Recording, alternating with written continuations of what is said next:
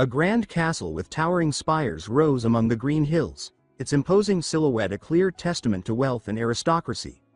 This was the Campbell estate, a place of opulence and tradition. Inside its lavish walls, a young man suddenly bolted upright in bed, his blonde hair tousled as he struggled to make sense of his surroundings. His hands gripped the blanket tightly, his breath unsteady. The memory of his death was still vivid. He stared at his hands, then at the extravagant Western-style room, something straight out of a historical drama. The realization hit him like a hammer. Either he was trapped in an elaborate dream, or he had been reincarnated in another world. He desperately hoped for the former. Stumbling towards a mirror, he examined his reflection. A young man, no older than 17 or 18, with a face that was both familiar and subtly different. And then it clicked. This was not his body. Panic crept in as he pieced together the horrifying truth. Seeking proof of reality, he grabbed a knife from the ornate dresser and pressed it against his finger, wincing as sharp pain shot through him. The stinging sensation confirmed his worst fear. This was not a dream. This was his new, unfortunate existence. If reincarnation had to happen, there were better choices. A hero, perhaps? A side character with potential? But fate had decided otherwise. He recalled a novel called The Strongest Heroine in History. A novel he had once read religiously. And within its pages existed a character doomed to failure. Moon Campbell. A useless, pathetic, womanizing fool who was exiled and forgotten by chapter 20. The mere thought made his stomach turn. The name alone was enough to make him want to scream. Bitterness settled in as he recognized his predicament. He had been reborn as a third-rate villain whose greatest accomplishment was making life slightly inconvenient for the protagonist.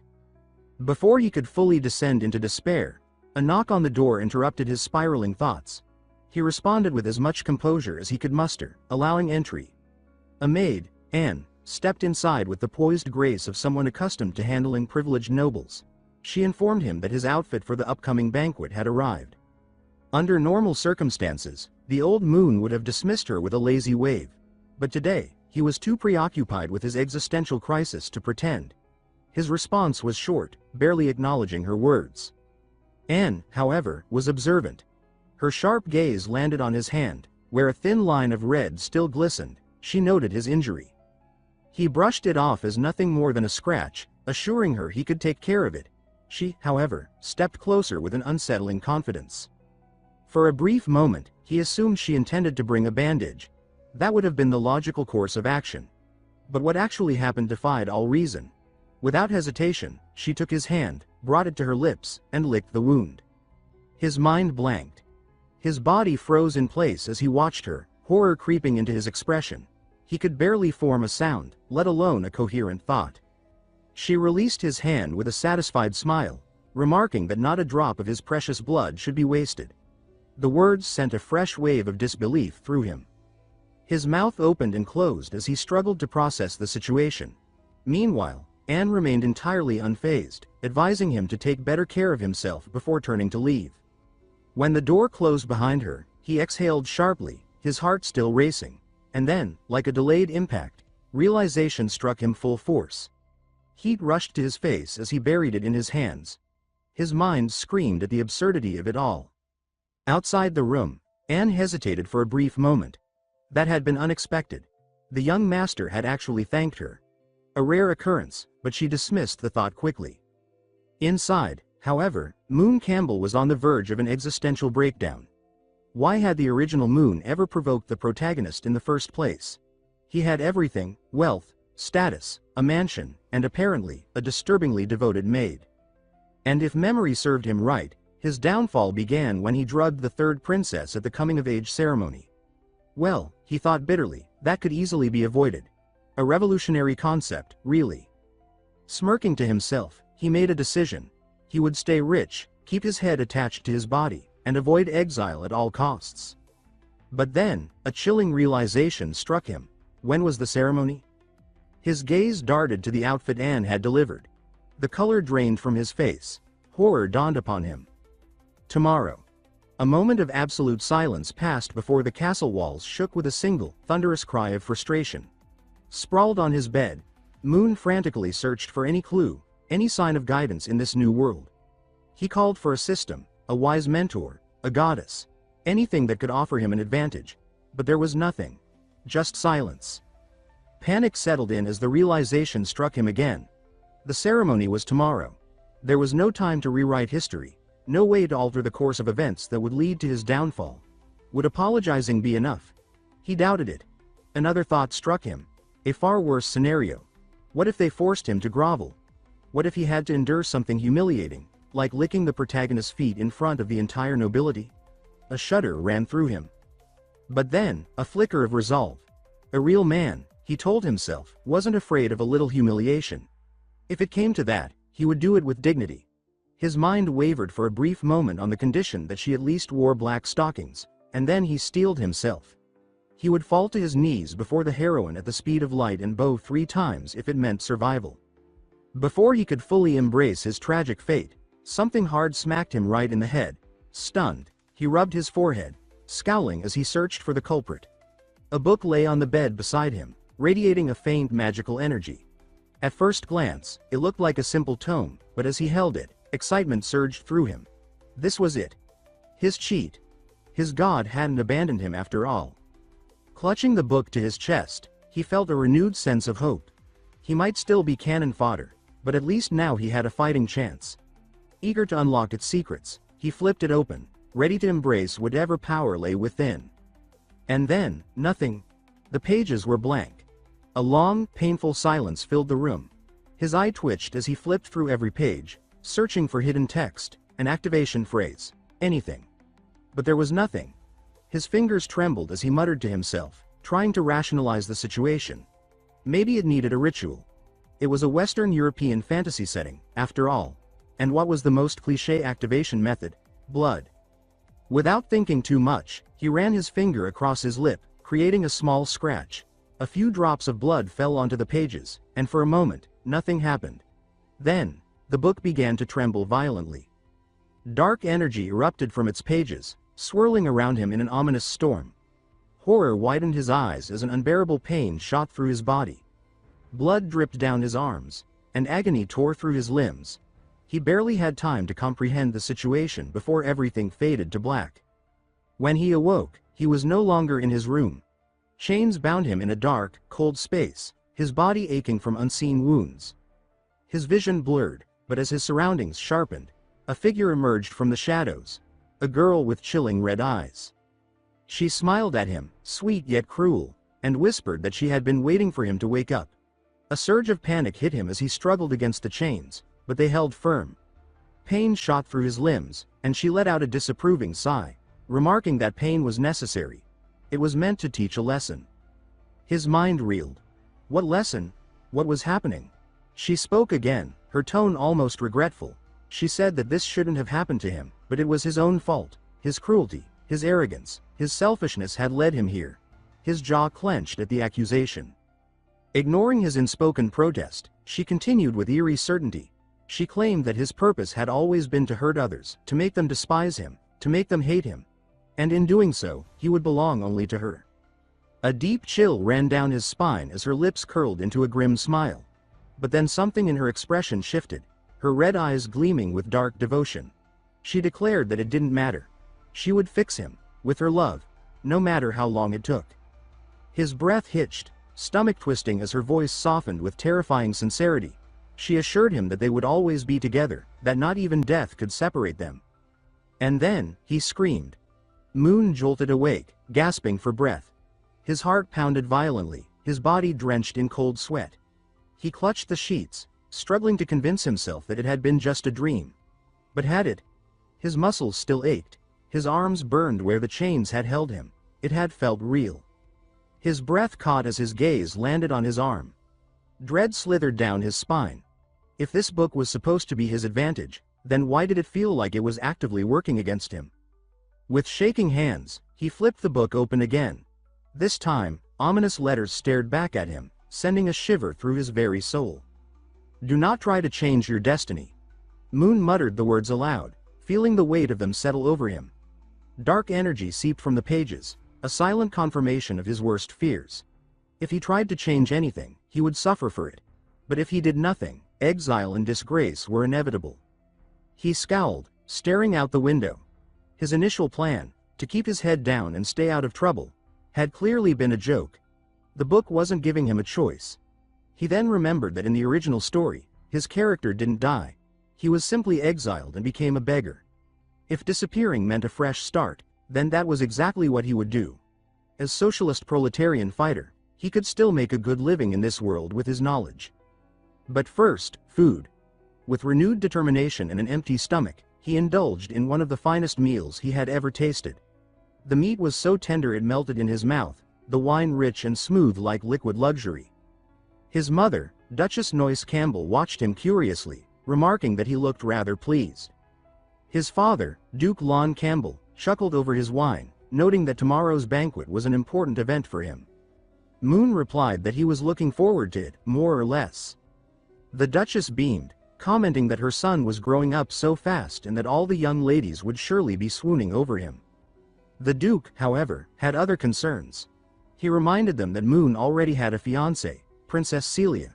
If she became jealous, it could cause trouble. Moon blinked. Who? Then, memories resurfaced. Princess Celia. The third princess of the empire. Cold, reserved, mysterious.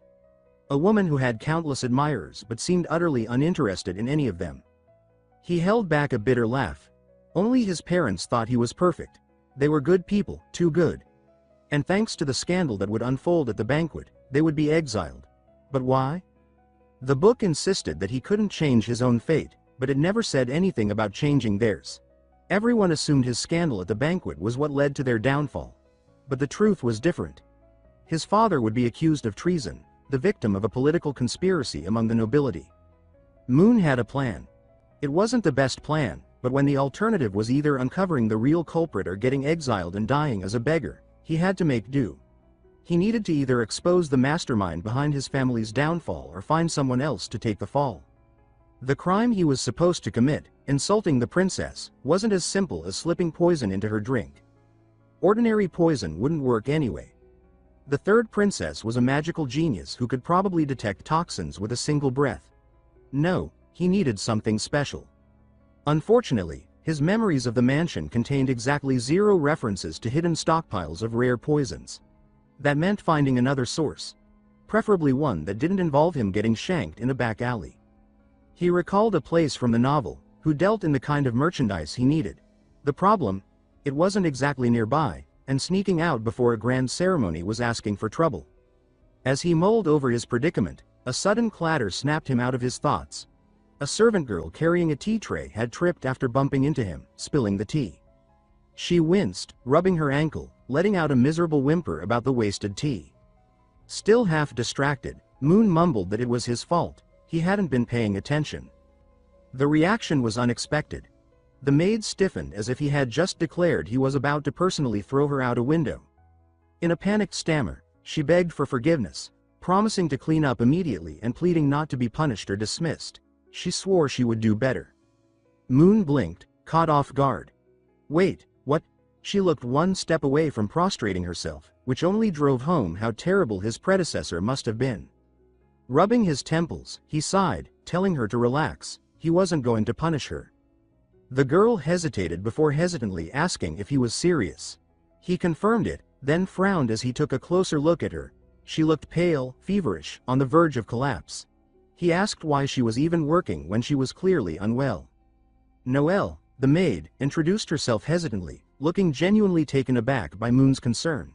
It was as if the idea of basic human decency was completely foreign to her. She quickly tried to brush off the issue, explaining that there weren't enough workers due to the upcoming banquet preparations. Moon responded flatly that it was a dumb excuse. Sick people shouldn't be working. The logical solution was to hire more servants. A thick silence followed, so heavy it could have been cut with a dull butter knife. Anne, another maid, exchanged glances with Noelle before replying cautiously. She reminded him that he had explicitly forbidden hiring outsiders, claiming they were filthy. Moon fought the urge to groan. His past self was truly the worst. Without hesitation, he announced that he had changed his mind and ordered them to bring in more workers. Anne nodded, ever composed, but Moon caught the way she eyed him, as if bracing for an impending disaster. It was obvious she intended to keep a close watch on him from now on. He ignored it. There were more important things to worry about. He needed something that could help him escape his fate, a VIP pass to the black market. His past self, despite being utterly useless, had at least managed to acquire one redeeming item. After ransacking his belongings, he finally found it. A sleek black card, practically radiating illegal activity. Twirling it between his fingers, he muttered aloud, wondering if his original self had been a complete scumbag. The answer was almost certainly yes. With his golden ticket in hand, he made his way to the Chessford trading house, using the excuse of purchasing jewelry for his parents. Then, slipping away unnoticed, he headed toward the infamous city of Belron. Finding the entrance to the black market was easy enough. It was hidden within the stinking, rat-infested sewers outside the capital. Lovely. Lighting a torch, he pressed forward until he reached a massive iron door, guarded by a brute of a man with the warmth of a slab of cold meat. The guard demanded to know who he was. Moon deadpanned, called himself a sewer rat. The guard snorted, and asked for his purpose. Moon answered that he was looking for carrion. That seemed to be the magic word. With a grunt, the guard stepped aside, allowing him through the towering doors. Inside, the underground black market sprawled before him, a chaotic maze of illicit goods and merchants hawking everything from magical creatures to human lives. Ignoring the more disturbing sights, he made a direct path toward the potion vendors. A masked saleswoman greeted him with unsettling enthusiasm, noting that he was her first customer of the day and calling it delightful. She asked what he was looking for. Lowering his voice, he explained that he needed a special potion, colorless, odorless, and strong enough to knock out a mage for a few hours. She chuckled knowingly, remarking that many noblemen came to the market looking for entertainment. She even offered to connect him with a reliable slaver if he was interested. Moon's stomach churned at the suggestion. He immediately declined. As he turned to leave, her cheerful tone dropped into something more sinister. She remarked that he was lucky because she just so happened to have exactly what he was looking for. Something about the merchant immediately set him on edge. She was completely hidden beneath a cloak, her voice altered by magic, and even her body was disguised. It was as if someone had taken pure paranoia and wrapped it into a neat little package. Yet, as she moved, gesturing and rummaging through her supplies, certain details became apparent. Despite all her efforts to hide it, she was definitely a woman. Interesting. A mysterious merchant hiding her identity in a place like this could only mean one thing. She had something to lose. And people with something to lose were people worth knowing. A plan began to form in Moon's mind. If he could establish a good relationship with her, she might prove useful after his inevitable exile. Because, let's be honest, at this rate, he was about as doomed as a candle in a hurricane. The merchant told him to wait a moment while she searched for the potion. Moon wasn't in a hurry. The most important thing was making sure he got what he came for. But before she could return, another figure appeared, a hooded individual, draped in black, radiating an aura that practically screamed, "I definitely don't pay my taxes." The merchant greeted the new arrival without hesitation.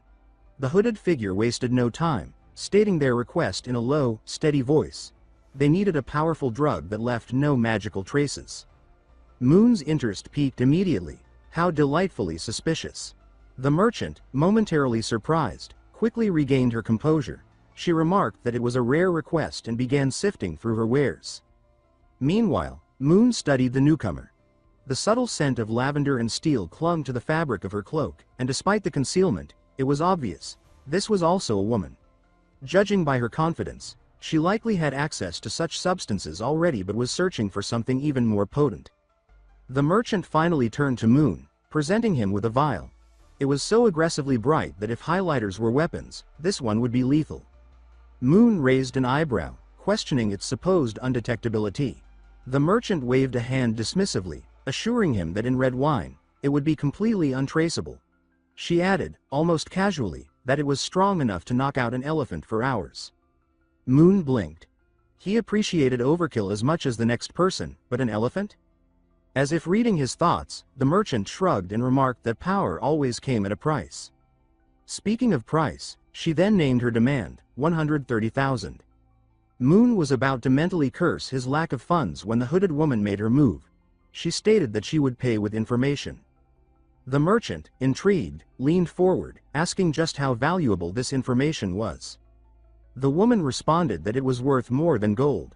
Moon watched as the two struck a deal.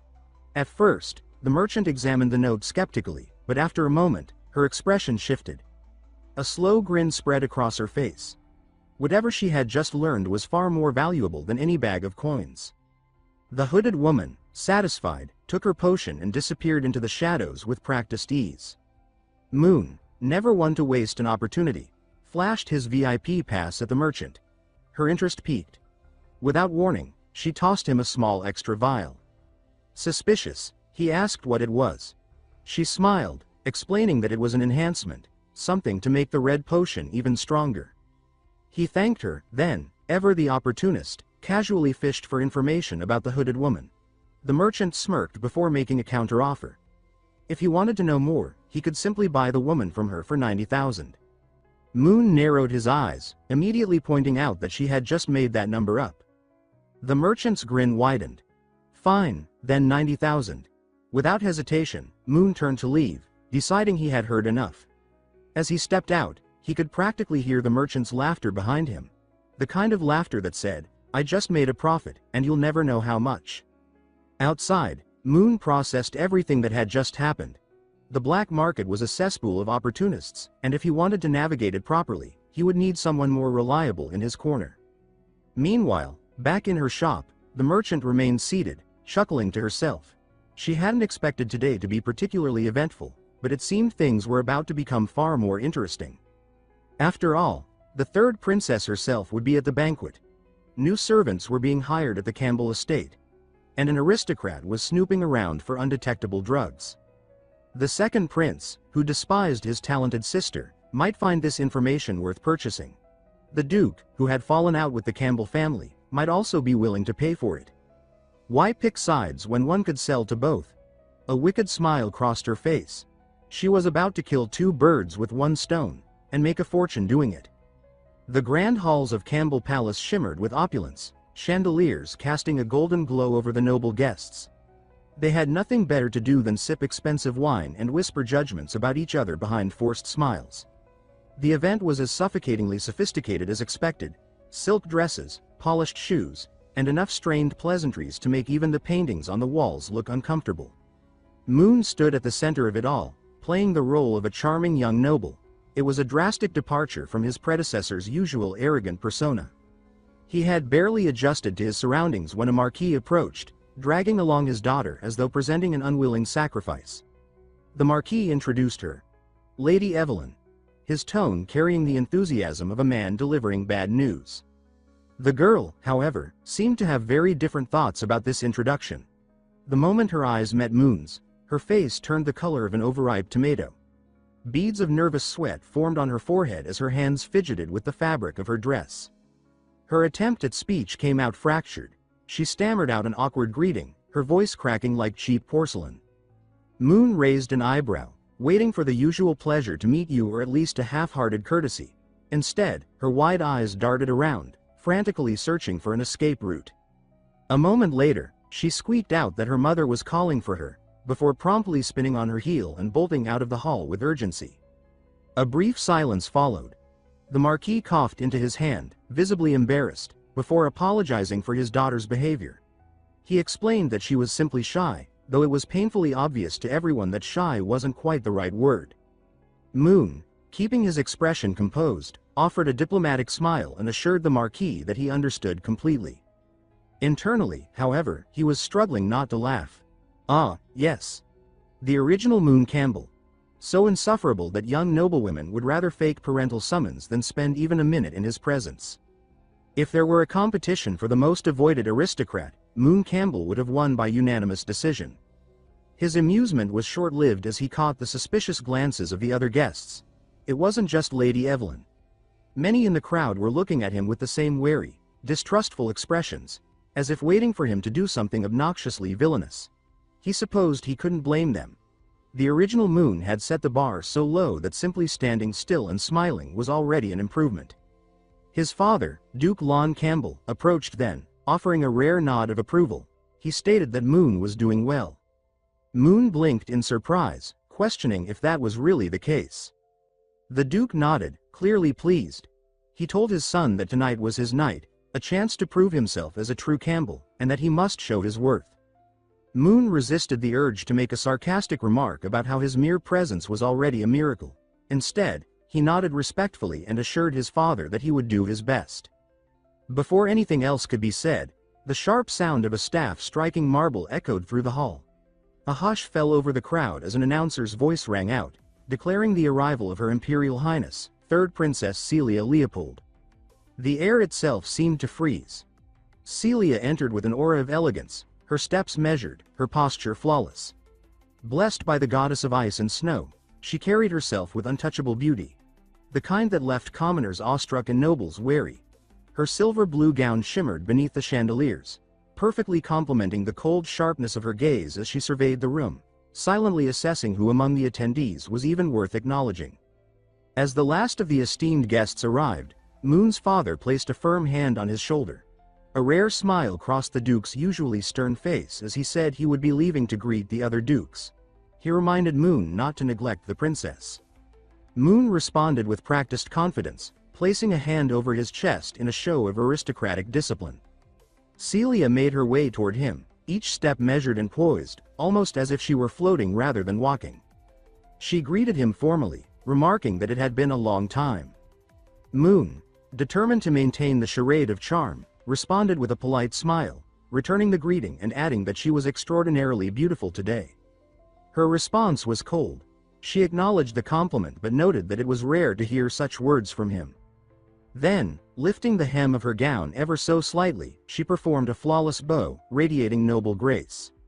Moon, keeping up appearances, returned the bow with equal politeness, hand over his chest.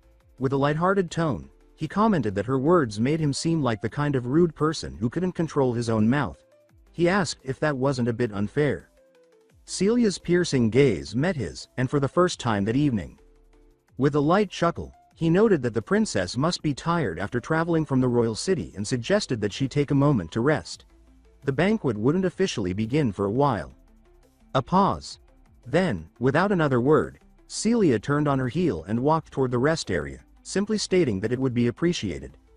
As soon as she disappeared from sight, Moon let out a quiet exhale, rubbing the back of his head. He muttered to himself that she was finally gone. Beautiful, yes, truly beautiful, but also terrifying. No wonder she was the novel's first female lead. Meanwhile, Celia moved through the hall, exchanging the expected greetings with nobles, her poise never wavering. But her mind was elsewhere. Something about Moon seemed different. She stole a glance back at him, still standing among the guests. His usual arrogance had been replaced with something eerily close to politeness. Before she could dwell on the thought, a shift in the room's atmosphere pulled her attention elsewhere. A murmur spread through the crowd, quiet whispers carrying through the banquet hall. Moon, sensing the shift, subtly tuned in. Nobles always whispered behind one another's backs, but this was different. There was something sharper in their voices, something that carried weight. He listened. They spoke of an illegitimate daughter. Disbelief laced their words as they questioned why she was here. One mentioned a duel with her betrothed. Another remarked that Duke Bugart had just named her his heir. Disdain filled their tones as they expressed their outrage. Not only was she illegitimate, but a woman? How had she qualified to inherit earldom?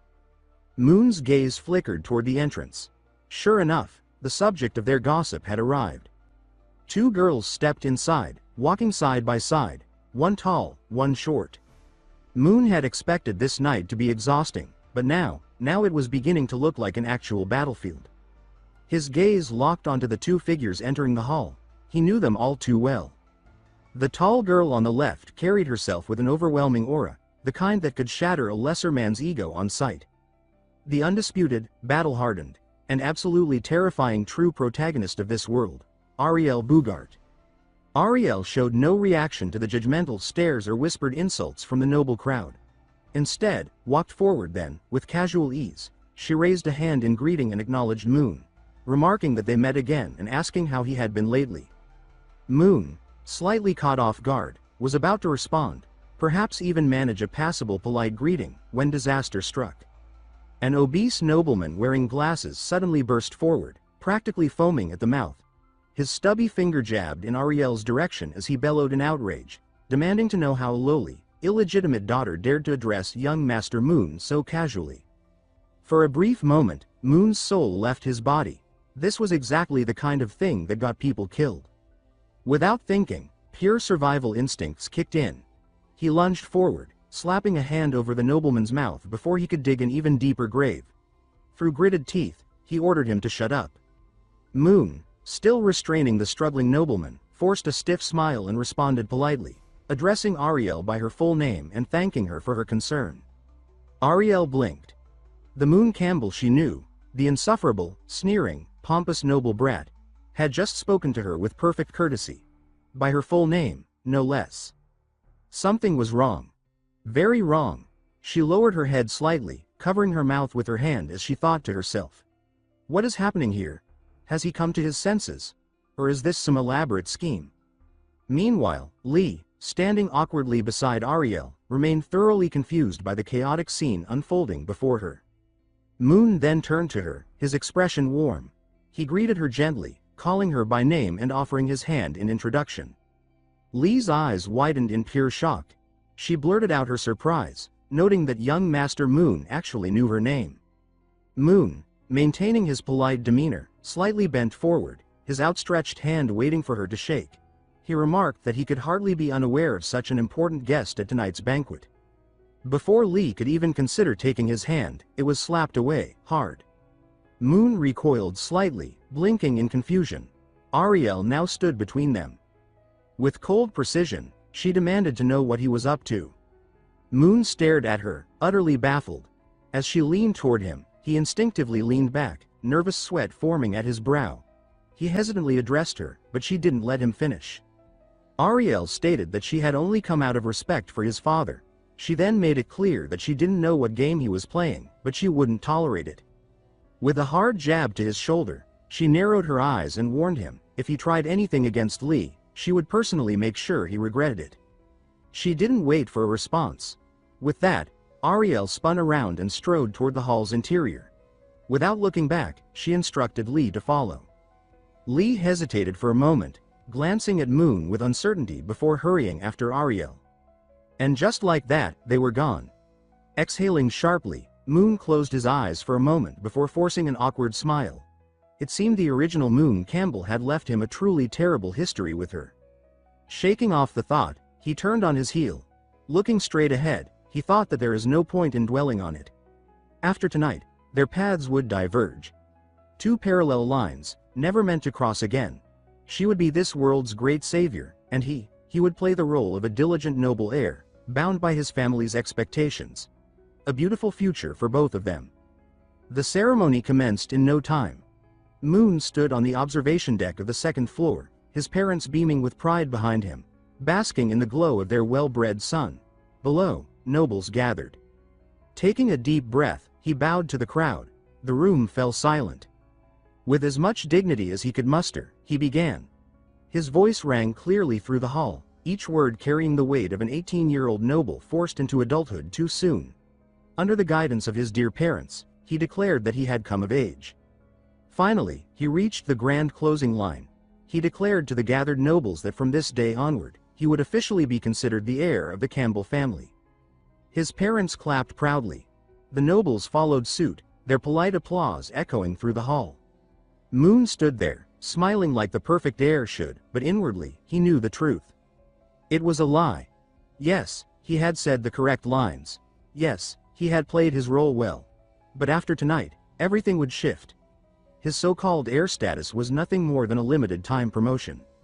Still, the speech ended with enthusiasm, and at last, he was free to loosen his tie and exhale. Under his breath, he muttered that it was finally over. With that, the ballroom truly came alive. Nobles paired off, twirling across the floor like elegant marionettes.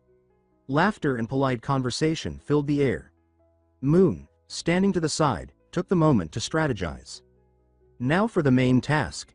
His gaze swept across the ballroom, searching. Celia, where was she? His eyes landed near the grand French windows. There she was, Princess Celia, untouched by the festive atmosphere. She stood alone, a glass of red wine in hand, gazing silently out at the night. The golden light from the chandeliers softened against her profile as she admired the view. Moon sighed.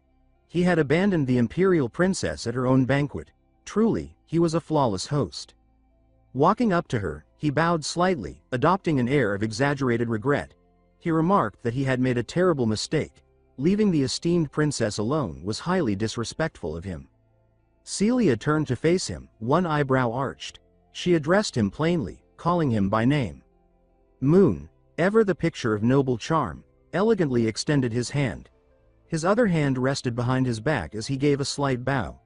He mused aloud, wondering if he might be fortunate enough to have this dance with her. Celia blinked, briefly caught off guard. She questioned whether he was truly inviting her.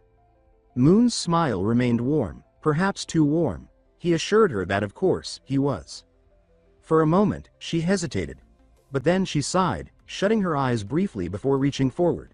With delicate grace, she placed her hand in his. She murmured that since it was his coming-of-age ceremony, she supposed she had no reason to refuse. Moon's smile widened slightly. He thanked her. The dance floor became the center of attention. The nobles watched with thinly veiled fascination. Hushed whispers spread quickly. Meanwhile, Lee, standing among the crowd, tugged urgently at Ariel's sleeve. Excitedly, she urged her to look. Ariel, in the middle of enjoying a particularly delicious piece of cake, barely glanced up. Under the golden glow of the chandeliers, Moon and Celia moved effortlessly across the floor, hands intertwined as they danced with practiced elegance. Celia followed his lead with natural grace, tilting her head slightly to meet his gaze. Quietly, she remarked that his dance steps were good. Moon, flashing his signature polite smile, thanked her for the praise but assured her that this was only the beginner's level. As they danced, Celia studied him closely. Tonight's interactions had confirmed something she had been suspecting for a while. She stated that he had indeed changed. Moon raised an eyebrow, already sensing where this was going. With exaggerated curiosity, he asked in what way. Had he not been behaving like a nobleman? Celia's expression remained unreadable. She clarified that it wasn't about his manners, it was how he invited people. Moon blinked, confused. She explained further. She recalled the last time he had invited the daughter of a viscount to the academy ball. Then, without hesitation, she deepened her voice, perfectly mimicking his old pompous tone. She quoted his exact words. "Woman, rejoice and cheer. I have mercifully rewarded you with a dance with me." Moon physically recoiled. His soul momentarily left his body. Avoiding eye contact, he turned his head slightly, struggling to come up with a response. Celia, however, showed no mercy. Her smirk faded, her tone turning cold as she asked if she had imitated him well. Moon forced a smile, the picture of strained politeness. He admitted it was his mistake and suggested, with clear desperation, that they pretend it never happened. Unfortunately for him, Celia had a sharp memory and an even sharper tongue. Before she could continue his verbal execution, the orchestra transitioned smoothly into the next section of the song, prompting the dancers to shift positions. Celia leaned slightly into him, and Moon, ever the gentleman, held her hand a little tighter to guide her through the new steps. Then, lowering his head, he whispered in her ear. He asked if, after this dance, he might invite her to his room. Celia instantly stiffened. Her expression darkened, and she prepared to reject him outright. She reminded him icily that although they were engaged, sensing the impending royal smackdown, Moon quickly interrupted. He assured her that he had no intention of overstepping any boundaries. He smoothly added that what he wished to discuss was their engagement. Celia blinked, momentarily caught off guard. Her icy exterior wavered just slightly before she raised an eyebrow, intrigued. As they moved with the rhythm, her voice a quiet murmur. She asked if he truly needed a private discussion with her regarding their engagement. He knew she would be skeptical, so he painted his deception carefully, grounding it in undeniable truths. He acknowledged that she did not like him and stated that their engagement was nothing more than a political arrangement, a decision orchestrated by the emperor to maintain ties with his father. Celia's gaze flickered, but she remained silent. Encouraged by the lack of immediate rejection, Moon pressed on. He explained that their engagement was merely a tool to maintain balance. If she were to openly propose its cancellation, it would cast doubt on the royal family's credibility and strain her relationship with the emperor. He asked if he was wrong. Lowering his voice further, he whispered near her ear. He pointed out that at least when it came to ending their engagement, they shared the same goal. If they worked together, they could find a way to part without scandal or disgrace. He asked if that would not be preferable. Celia's eyes widened just slightly before she closed them, exhaling slowly, as if weighing his words against her own unspoken thoughts. Finally, she answered. She acknowledged that the matter could only be discussed privately between the two of them. Moon concealed his satisfaction with a polite smile, but inside, he felt a small victory. She believed him. She had taken the bait. Just as he relished his small success, Celia spoke again, cutting through his thoughts like a blade. She asked where his room was. Moon froze. His mind stumbled over itself, trying to process her sudden question. His room? Now? Before he could formulate a response, Celia had already made her decision. Without hesitation, she took his arm and began leading him out of the ballroom, her grip firm and unwavering. Moon barely managed to keep up as she strode forward with purpose, paying no attention to the curious glances thrown their way. He called out to her in alarm, but she did not slow down. At the far end of the hall, where the golden light of the chandeliers faded into shadows, two figures watched in silence. One of the maids, a short-haired woman with keen, observant eyes, lowered her broom, narrowing her gaze at the sight of Moon being pulled away. She muttered that the princess was leaving with that young master. Beside her, a long-haired maid stole a glance before nodding. Neither of them spoke further, but the air between them was thick with understanding. Whatever Celia and Moon were up to, it was something that needed to be dealt with.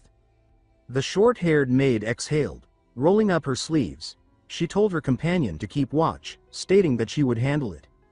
The long-haired maid barely spared her a glance. She reminded her to be quick, as this was the Lionheart King's territory. With that, the two maids silently melted into the crowd. Meanwhile, Moon barely had time to register his surroundings before they arrived at his chambers.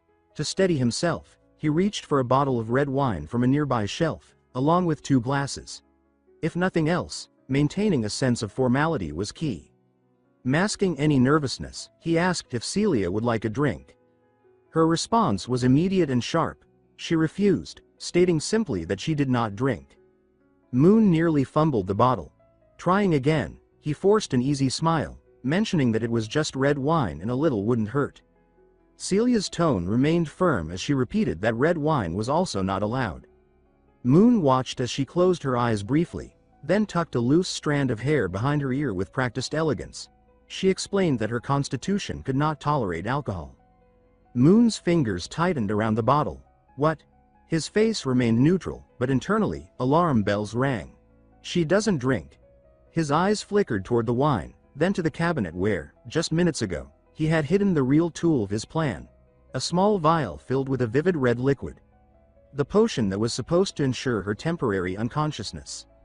The novel never specified exactly how Celia lost consciousness that night. He had assumed it was through the wine. But if she never drank in the first place? His pulse quickened. This isn't good. Moon forced a tight, polite smile as he turned to Celia, his voice carefully natural. He asked what she would like to drink instead. Celia remained neutral, pondering for a brief moment. She started to say that she only drank black tea or coffee. Moon quickly composed himself, stepping forward with practiced grace. Placing a hand over his chest, he bowed slightly, adopting an apologetic posture. He smoothly explained that, due to unforeseen circumstances, no other beverages were available tonight except for red wine and black tea. His voice was calm, carefully measured, but inside, his heart pounded. He could feel her gaze on him, sharp and assessing. Even though his words had come out flawlessly, he couldn't shake the fear that she might sense something was off. Celia rested her chin on her hand, tilting her head slightly in thought. After a short pause, she nodded, seemingly unconcerned. She said she would have the black tea.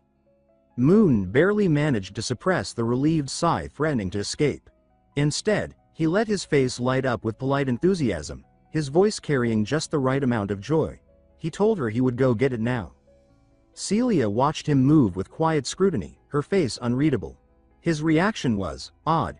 He was acting far too excited over something as simple as brewing tea. Is making tea really such a joyful thing for this guy? She wondered silently. Moon worked swiftly, pouring the freshly brewed black tea into 2 porcelain teacups. He placed them on the counter, keeping his back turned to Selassie. The critical moment had arrived. He exhaled slowly, steadying himself.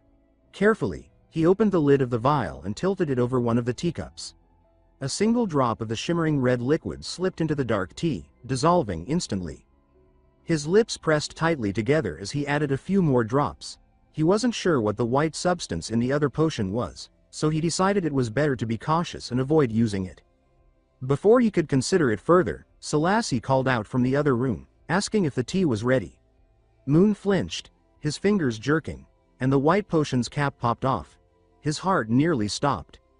Startled, a small sound escaped him before he could suppress it. Panicked, he spun around, shoving both bottles behind his back, clutching them tightly as if his life depended on it. When he turned, Selassie was there, her gaze piercing and unreadable. He forced a smile, his voice strained as he told her the tea was almost ready. Selassie didn't respond, merely watching him for a moment before turning away and returning to her seat. Relief washed over Moon, but his nerves remained on edge. His palms were damp with sweat as he turned back to the counter. He closed his eyes briefly, his breath shaky as he wiped his forehead. The encounter had been too close. He knew that if Selassie had seen what he was doing or noticed anything unusual, his fate would have been sealed. His fingers still trembled when his gaze dropped to the floor. His breath hitched. A dark stain gleamed faintly on the polished wood, red, unmistakably the same color as the potion. His mind raced in disbelief as he wondered if he had spilled it. His body stiffened, and his fingers twitched before he reached out, despair settling in as he stared at the wasted potion. This was supposed to be his first chance at fortune. His plan had been perfect. Dilute the potion, divide it into small portions, and sell it as a sleeping aid. Easy money. Before he could dwell further, Celestia's voice broke his trance, calling him by name. Her tone was smooth yet firm, carrying an air of expectation. Moon jolted upright, pushing his grief aside as he rushed to respond. He hurried over, unaware of the shadowy figure that lingered just beyond the window, a silent observer who vanished into the darkness. Moon carefully presented Celestia with her teacup. As she reached for it, her gaze paused on the tea itself. She remarked that the black tea looked unusually red, almost glowing. His breath stopped as she analyzed the liquid, noting how unnaturally vivid it appeared. Tiny glimmers, like stardust, swirled within the tea, something she had never seen before. Moon's pulse quickened. He forced himself to remain calm, struggling to find an explanation. He hastily claimed that the tea was a rare and valuable blend from the Eastern Kingdom, called Big Red Robe. Celestia traced the rim of the cup with her fingers, her lips curling slightly. She remarked that if the tea was so rare, then surely Moon should drink first. His throat went dry. He tried to dismiss her suspicion with a nervous smile, weakly joking that he would never attempt anything dishonest.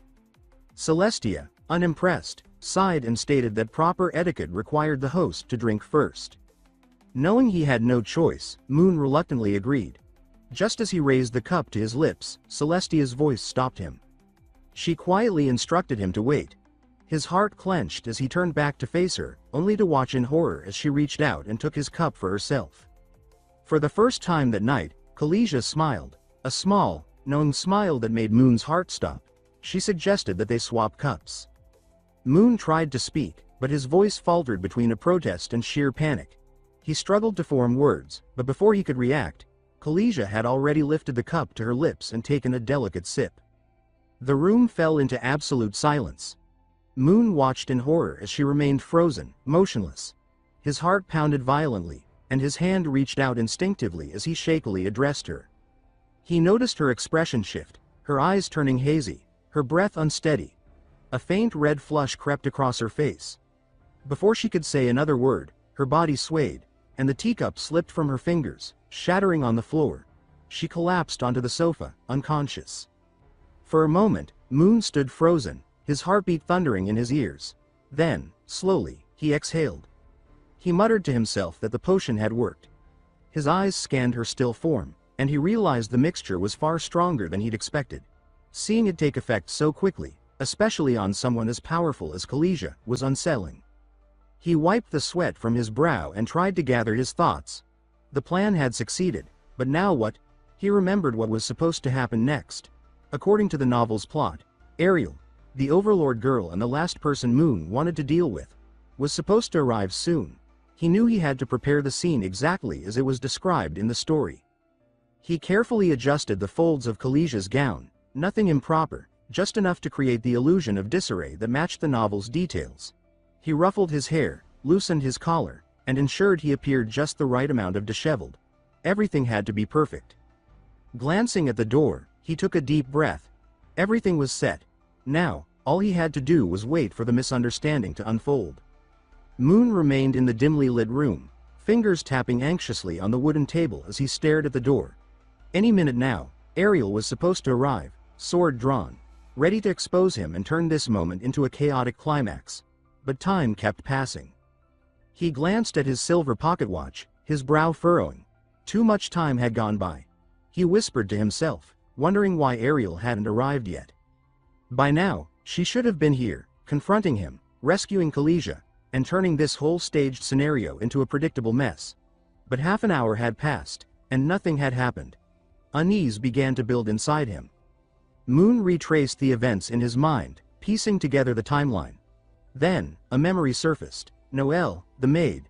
He recalled that in the original novel, a blonde maid had accidentally spilled tea on Ariel's dress, forcing her to leave for the bathroom, where she was supposed to stumble upon his staged scene. But yesterday, Moon had dismissed all the sick maids, including Noelle. A cold realization settled over him. He had changed the plot. His gaze shifted to Kalisia's unconscious form. The glow of the lanterns flickered across her face, illuminating the unnatural flush in her cheeks and the faint crease in her brow. His hands clenched tightly. If the story had already veered off course, what else might change? He told himself to stay calm. There had to be a way to fix this. But before he could think further, something shifted in the room. The air felt colder, sharper, a creeping chill that slithered through the space. It wrapped around him like an unseen force, seeping into his skin. Before he could finish the thought, hands reached out toward him. His eyes widened in alarm as a surge of glacial energy exploded behind him. A powerful wave of cold magic tore through the room, splintering chairs, cracking wood, and coating every surface in a layer of ice. The once warm room transformed into a frozen abyss in seconds. Moon barely had time to react before something heavy crashed into him. Kalisia had awoken, her body still feverish from the potion. Pressed against Moon, she instinctively released another pulse of chilling energy. A mist of frost swirled around them, biting into his skin and draining the warmth from the air. Moon's mind raced in alarm. Desperately, he tried to explain himself, insisting that it wasn't what she thought. He attempted to tell her that she had consumed the potion by mistake, but before he could finish, Kalisia murmured softly that she felt unbearably hot. Moon's chest tightened with unease. Something was wrong. This wasn't normal. He pressed his palms against the frozen floor, attempting to push himself up, insisting that he needed to fetch a doctor. Before he could rise, the ice thickened around his wrists, seizing him in place with a sharp, freezing sting. His breath hitched as he realized Kalisia had restrained him. Moving closer, her steps slow and deliberate, Kalisia whispered that his body felt so wonderfully cool. Moon's breathing grew faster as he pleaded with her to wake up, his voice shaking. He tried to call for Ariel or anyone who might help, but before the words could fully escape, Kalisia leaned in closer and softly pressed a kiss against his lips. Meanwhile, elsewhere in the Duke's mansion, Ariel walked briskly down the grand hallway. She dabbed at her dress with a handkerchief, muttering in frustration about her misfortune. The spilled drink had forced her to search for a bathroom, and her irritation lingered as she hurried along. Suddenly, she stopped. A strange sensation crept over her, prickling at the edges of her awareness. She lifted her head, scanning the corridor ahead. The hallway was empty, yet something felt off. She called out, her voice steady, asking if anyone was there. For a moment, there was only silence. Then, a soft creak broke the stillness. A maid stepped gracefully out of one of the rooms, her posture calm and composed. The maid greeted Ariel with a gentle smile and politely requested that she not proceed any further. She explained that the area ahead was restricted within the Duke's mansion and asked her to turn back. Ariel frowned at the unexpected restriction. As a guest, she had never been informed that parts of the estate were off limits. She questioned the maid, asking what exactly was restricted and why. The maid maintained her calm expression and explained that the information was confidential and that she wasn't authorized to say more. Ariel's displeasure grew, but before she could press the matter further, the maid's gaze shifted downward, noticing the stains on Ariel's skirt. Without hesitation, the maid knelt gracefully to inspect the damage. She remarked that the dress was stained and, without waiting for a reply, offered to help. Before Ariel could refuse, the maid raised her hands, summoning a faint glow of emerald energy at her fingertips. Soft green magic swept over Ariel's dress, the stains dissolving effortlessly as if they had never existed. Ariel stared in surprise, running her fingers over the now spotless fabric. She murmured her amazement, impressed by the maid's skill. Curiosity flickered in her eyes as she remarked on the Campbell family's reputation, noting that even their maids possessed magical abilities. The maid responded humbly, downplaying her talent as nothing special. Moments later, the maid wiped her hands with a handkerchief and mentioned, almost casually, that the banquet would soon be serving a limited number of pachichi cakes. She advised Ariel not to miss the opportunity if she enjoyed them. The words froze Ariel in place. Pachichi cake, her favorite dessert, was being served, and there would only be a limited number. Her face lit up with excitement as she gasped in disbelief. Without hesitation, she spun around, already planning her dash back to the banquet hall. As she turned, she called back to the maid, thanking her for the help but insisting she had something urgent to do. She needed that cake. The maid offered a gentle wave in response, her smile warm and polite. She wished Ariel well and reminded her to take care. Once Ariel's footsteps faded down the corridor, the maid slowly lowered her hand. The warm expression drained from her face, her soft smile vanishing like a candle snuffed out. Her gaze turned cold and unreadable. Ariel sprinted through the halls. Even in her excitement, her sharp mind drifted back to her brief encounter with Anne. Something about that maid unsettled her. Ariel recalled muttering to herself about the faint scent of blood that lingered around Anne. It wasn't strong or overwhelming, but with her heightened senses, she couldn't miss it. A faint, metallic trace hidden beneath layers of perfume and soap. Something was off. There had also been another presence nearby, someone watching. She had sensed them, carefully concealed, observing from the shadows. Whatever was going on in the Campbell household seemed suspicious, but Ariel decided it wasn't her concern. As for Princess Silesia, Ariel remembered spotting her leaving the ballroom with Moon. She paused briefly, wondering if she should be worried, but quickly dismissed the thought. She reminded herself that Silesia was a powerful magic prodigy, far too strong to be in any real danger. If anything, she thought, it was Moon who ought to be careful. With her concerns pushed aside, Ariel focused on what mattered most, the cake. Her expression hardened with determination, her fists clenched, and her pace quickened. Nothing, she told herself, was more important than her pachichi cake.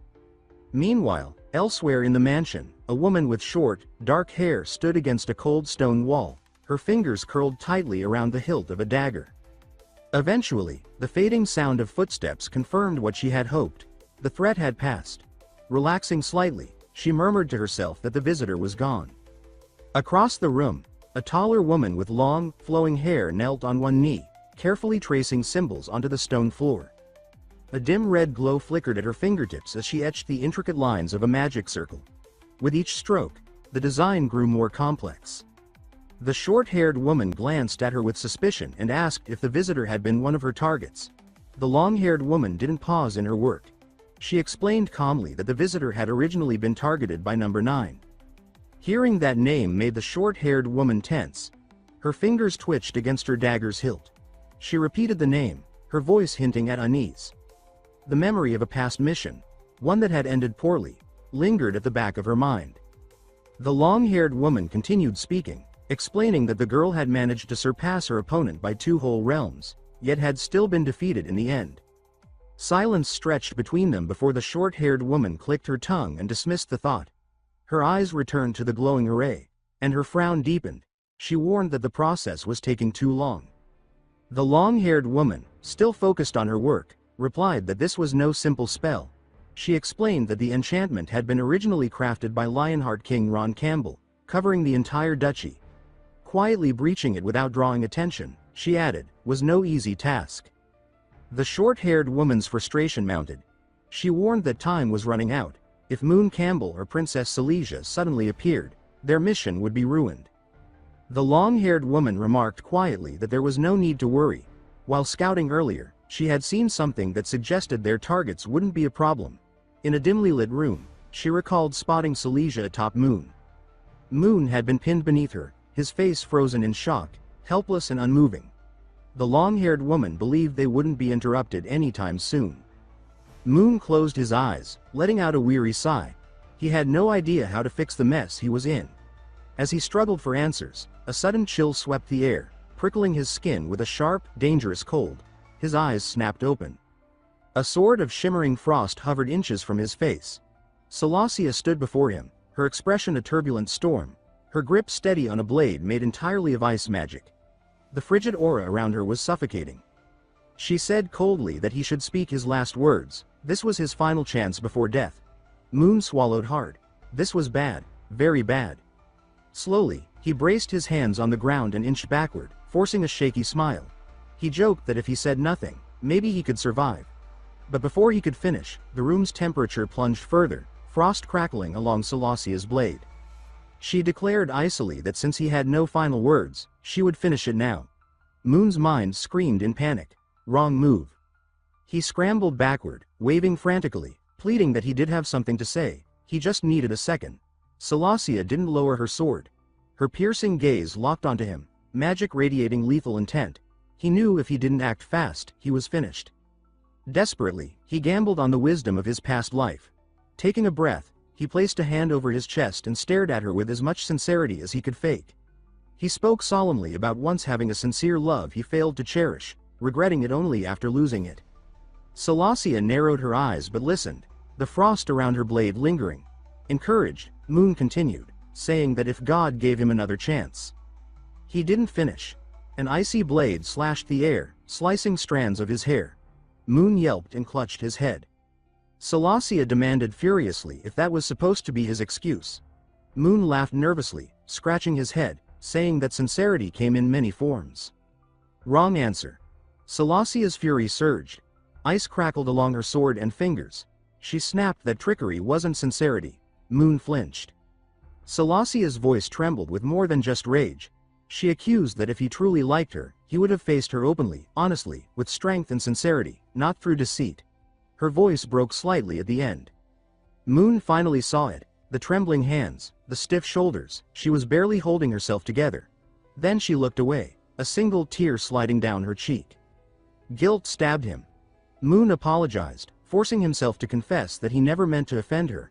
He just wanted results and couldn't think of a better way. Before he could say more, Silesia slashed at him again, screaming for him to shut up and kneel. Tears streaked her furious face. Just as her blade nearly struck, a sharp knock echoed at the door, freezing the moment. Silesia tightened her grip on her sword. Moon, still kneeling, turned toward the door, torn between hope and fear. After a tense beat, Silesia shoved her sword down but replaced it with something just as dangerous. She grabbed Moon by the neck, lifting him effortlessly. She ordered coldly that he tell whoever was knocking to leave. Moon gasped, struggling under her grip, and managed to explain that the room was soundproof, only knocking could be heard outside. Silesia's eyes darkened in frustration. With a scoff, she released him, shoving him roughly to the floor. She stated icily that he would live for now, he should get dressed and open the door. Moon coughed, rubbing his sore neck, and hurried to obey, his mind racing through grim outcomes. Death by Silesia, execution by the king, or torture in some dungeon. Every option ended the same. Dead. Sighing grimly, he opened the door, bracing for Ariel's arrival. Her timing was supposed to save him according to the original plot. But the voice that greeted him wasn't hers. A polite, unfamiliar maid stood there, carrying a tray of desserts and tea. She said sweetly that the madam had noticed the long conversation and thought they might be hungry. Moon blinked, relaxing slightly. Just snacks. He awkwardly thanked her and gestured for her to enter. As the maid crossed the room, he frowned. She seemed unfamiliar, and he knew every servant in the mansion. Suspicious, he asked who she was. The maid explained smoothly that she had been assigned last night, so it was normal he didn't recognize her. Moon, still wary, casually asked if she had been hired for the banquet, noting he had heard there were no extra uniforms available. For a heartbeat, the room was silent. Then the maid's polite smile vanished. Her green eyes snapped open, and dark magical energy erupted around her, crackling violently. The blast threw Moon backward into the door with a painful thud. Realization slammed into him. The target wasn't him, it was Celestia. The maid leapt into the air, pulling out 2 hidden daggers. She slashed downward with deadly speed. But a flash of icy blue light flared. Celestia's sword materialized, effortlessly blocking the twin blades. Debris scattered from the force of the clash. Moon shielded himself, pressing against the door, watching through squinted eyes. Celestia stood firm, meeting the assassin's attack without flinching. Celestia demanded coldly whether her foolish brother had sent the assassin. The maid sneered, replying that client identities were top secret. She leaned closer, smirking darkly, and declared that Celestia would die here today. Suddenly, golden magic circles flared across the walls. The assassin, triumphant, proclaimed that the 3rd princess of the empire would die at the Duke of Campbell's mansion, announcing it as if delivering a grand finale. The magic circles transformed into dozens of blazing light swords, all aimed directly at Celestia. The radiant glow lit the room, and death closed in. The short-haired assassin sprang back just in time to dodge the devastating impact. One massive sword after another slammed into where Celestia had stood, each explosion shaking the room. She murmured to herself that there was no way Celestia had survived. Even an instructor from St. Maria College would struggle against such an assault. But then, a surge of icy air swept the room, devouring the fire. From the thinning smoke, Celestia's voice rang out, steady and commanding as she invoked ice to take form, frost to turn into a spear, and demanded supremacy. She burst forward like a freed storm, a long spear of pure ice crackling in her hands. The assassin instinctively bent backward, barely dodging the slash. Celestia stared down at her with complete detachment, unaffected by the previous attack. The assassin's eyes widened in disbelief, realizing Celestia was not only unscathed but counter-attacking. Near the door, Moon shielded his face, muttering under his breath that gods fought while mortals suffered. He tried the door handle, heart sinking when he found it locked. Another blast of magic nearly grazed him, and without thinking, he dove behind a table, determined not to become collateral damage. Peeking out cautiously, he grimaced. Assassins had never been part of the Duke's mansion events in the original novel. Then a memory surfaced. He remembered instructing Anne just last night to let unwell servants rest and recruit outsiders for the ceremony. Cold sweat ran down his spine as he realized his order had been exploited. He thought grimly that someone had to have been watching the Duke's mansion all along. A sudden explosion jolted him back to reality as an ice cone shattered, spraying deadly shards across the room. Moon yelped, huddling lower, one hand shielding himself, the other peeking out at the battle. He acknowledged bitterly that he had no magic, no combat skills, and no heroic resilience. Fighting was suicide. His best hope was for Celestia to win. But doubt gnawed at him. With the story so far off course, he no longer knew if Celestia's victory would guarantee a good ending. The assassin's voice pierced the air, calling Celestia a super genius chosen by the gods. Moon opened his eyes to see Celestia, bruised but still standing firm, her composure unbroken. Celestia stated that the assassin's attacks included sudden footwork, light arrow magic, and gravity magic, noting that 2 had been activated without visible magic power. She concluded sharply that another assassin was hiding in the next room. The short-haired assassin chuckled darkly, admitting Celestia's insight surpassed even the rumors. She said that even among monsters, Celestia stood apart. Unfazed, Celestia condensed her spear into a sword, its blade glowing with cold energy. She pointed it at the assassin and demanded to know who had ordered the attack, offering to spare her life in return. The assassin tilted her head slightly, amusement flashing in her green eyes. She remarked mockingly that while she shouldn't waste time, sometimes even an assassin needed to stall. Just then, the walls trembled. Dust fell from the ceiling as brilliant golden light flared against the wall. In the next room, a long-haired woman in black knelt with one hand pressed to the floor, activating a massive golden magic circle. Sweat dripped from her forehead as she shouted that she had sealed the room and urged the other to hurry. The short-haired assassin responded smoothly, palming a hidden dagger with one hand while reaching into her skirt with the other. She pulled out a small glass bottle filled with thick red liquid. An ominous black aura coiled around it like living smoke, radiating an unnatural chill. Lifting the bottle to the light, she began chanting that with the blood of 100 innocent children, she offered the sacrifice to the molten god, Lord of the Crimson Sun, the great Withering King. Selasia's eyes narrowed dangerously. The moment she heard the name, a terrible unease gripped Celicia. She surged forward, her ice magic crackling to life, determined to stop the assassin. But she was a second too late. As her blade neared the assassin's neck, the glass bottle shattered. The assassin chuckled darkly as she finished the incantation, commanding the suppression of wind and snow. A storm of crimson tendrils burst from the broken bottle, swallowing Celicia's icy energy and slamming into her with brutal force. She was hurled backward, crashing into a bookshelf as an avalanche of books rained down. Glaring through the chaos, Celicia spat breathlessly that evil priests had dared to crawl into her presence. The assassin smirked, twirling her dagger lazily as she mocked that a noble princess would now die at the hands of a mouse. Celicia spotted a dagger with a red blade among the fallen books and, without hesitation, grabbed it. Gripping the weapon tightly, she met the assassin's frenzied attacks, blocking strike after strike, though fresh wounds streaked her arms and face. The assassin hesitated, her grin faltering as she noticed something wrong. Celicia, though battered, held her ground, ignoring the searing pain in her body. Without warning, the assassin lunged with a punch, which Celicia barely dodged. Scoffing, the assassin declared that without ice magic, Celicia was nothing but a lamb awaiting slaughter.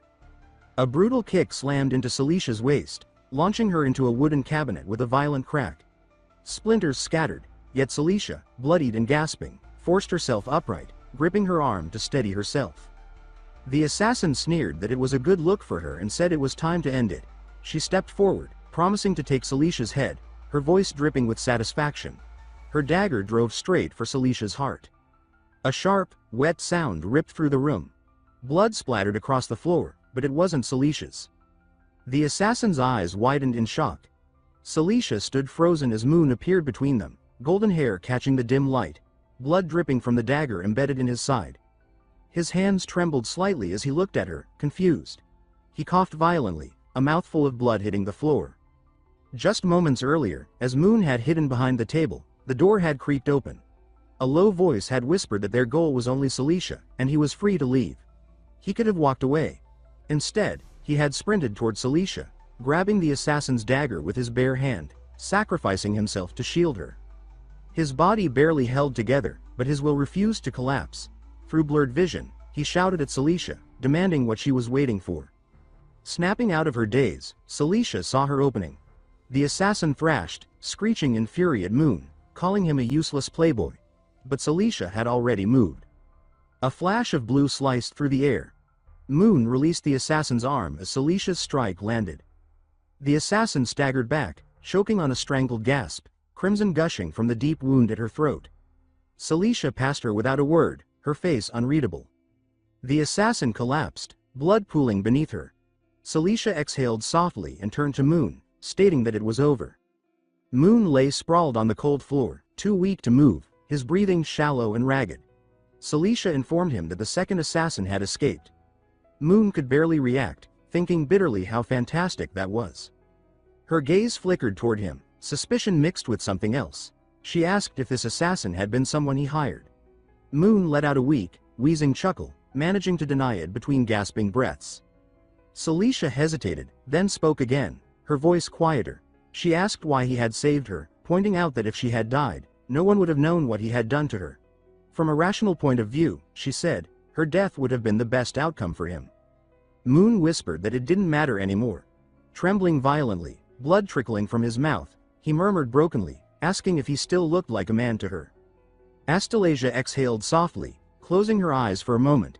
She stated that in 10 breaths, he would have no blood left, and gave him 3 sentences to say his final words, promising to pass them on to the Duke and Duchess. Moon, voice hoarse but tinged with amusement, refused. He said his curse was gone and that it was the best outcome, no words or legacy needed.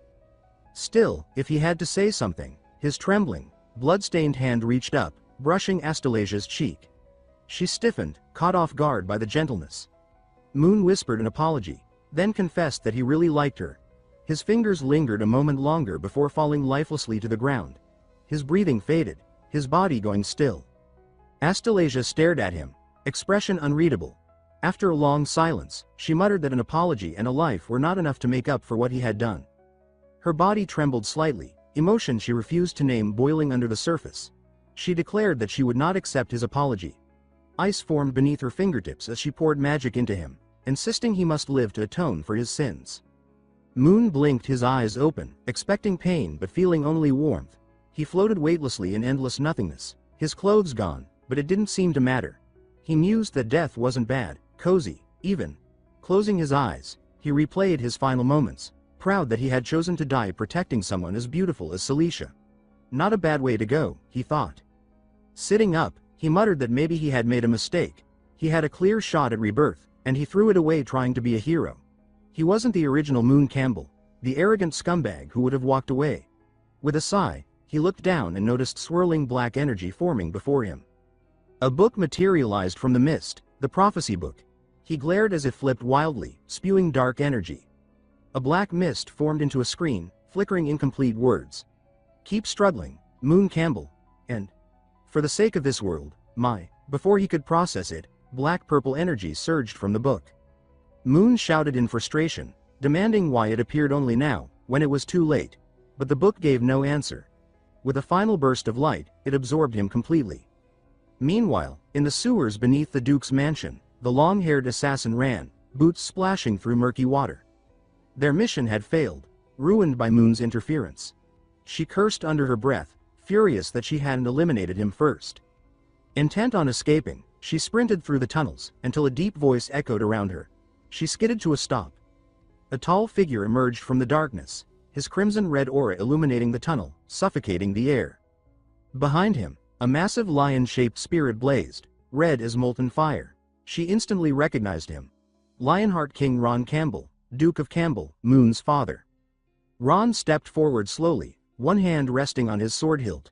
He mused that he hadn't expected the assassin to know his name and then demanded she tell him, in detail, what she had planned for his precious son. The red lion behind him roared, shaking the tunnels. The assassin gritted her teeth, every muscle tense. She knew she wasn't facing just any opponent. She was prey now, and her hunter was Ron Campbell, a man feared across the continent. Moon lay unconscious, his breathing steady as Anne sat quietly by his bedside, watching over him. Sunlight crept across his pale face, a warm contrast to his stillness. Slowly, Moon's eyes cracked open, dazed and unfocused. Anne leaned forward, her voice filled with relief as she called to him. Blinking a few times, Moon's vision sharpened. He recognized her and murmured hoarsely that it was Anne. She nodded, leaning closer to check on him, asking if he felt any discomfort and offering to call a doctor. Moon exhaled weakly, refusing the doctor and insisting he just needed to use the restroom. He tried pushing himself upright, but a sharp pain shot through his chest. His weak muscles gave out, and he collapsed backward. Anne caught him instantly, steadying him gently and warning him to be careful. Moon chuckled awkwardly, embarrassed by his helplessness, scratching his head and apologizing. Anne reassured him that taking care of him was her duty. She then mentioned there was no need to walk, there was a chamber pot in the room, and offered to assist him. Moon blinked, baffled, as she retrieved an ornate, gold-embedded urinal, presenting it seriously. She explained that Madame had ordered her to personally handle all of his care, feeding him, giving him medicine, helping him sit up, and attending to his needs. Moon, stunned, asked if she had truly been caring for him all this time.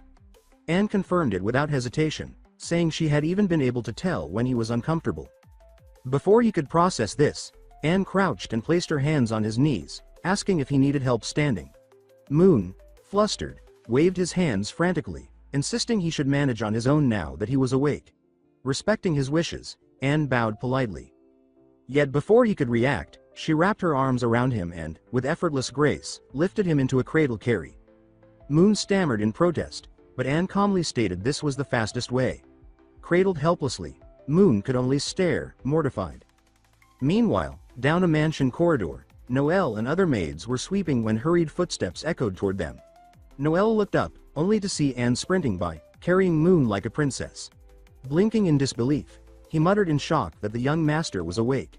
Quickly, he turned to the others, announcing he needed to inform Madame immediately. Anne stayed focused, determinedly carrying Moon toward the restroom, while Moon prayed for the floor to swallow him. Reaching their destination, Anne gently shifted him to his feet. Moon, red-faced, cleared his throat and asked if she could step outside. Anne blinked, stating that Madame had ordered round-the-clock personal protection. Moon, growing desperate, pointed out that her standing there made things difficult. Anne helpfully offered to assist him further. Panicking, Moon hastily shoved her out and slammed the door shut. Outside, Anne waited patiently, unfazed. After a while, Moon emerged, a little more composed, and Anne helped him back to bed. As he settled, a thought struck him. He asked how long he had been asleep. Anne calmly answered that he had been unconscious for 3 days. Moon's eyes widened in disbelief. Worried, he asked about his injury. Anne, setting down a tray beside him, explained as she lifted a bowl of medicinal soup. She said it had been Her Highness Kalisha who summoned the chief physician of the Royal Mage Corps to treat him personally. His wound was healed that same night, but due to excessive blood loss, his brain suffered temporary hypoxia, causing his prolonged unconsciousness. Moon lowered his gaze to the faint, star-like scar on his chest, a swirl of complicated emotions stirring within him. It was Kalisha who had saved him. He hadn't expected her to go that far. Turning slightly, he asked if Her Highness had said anything. Anne answered calmly that she had not. Moon let out a quiet breath of relief, pressing a hand against his chest.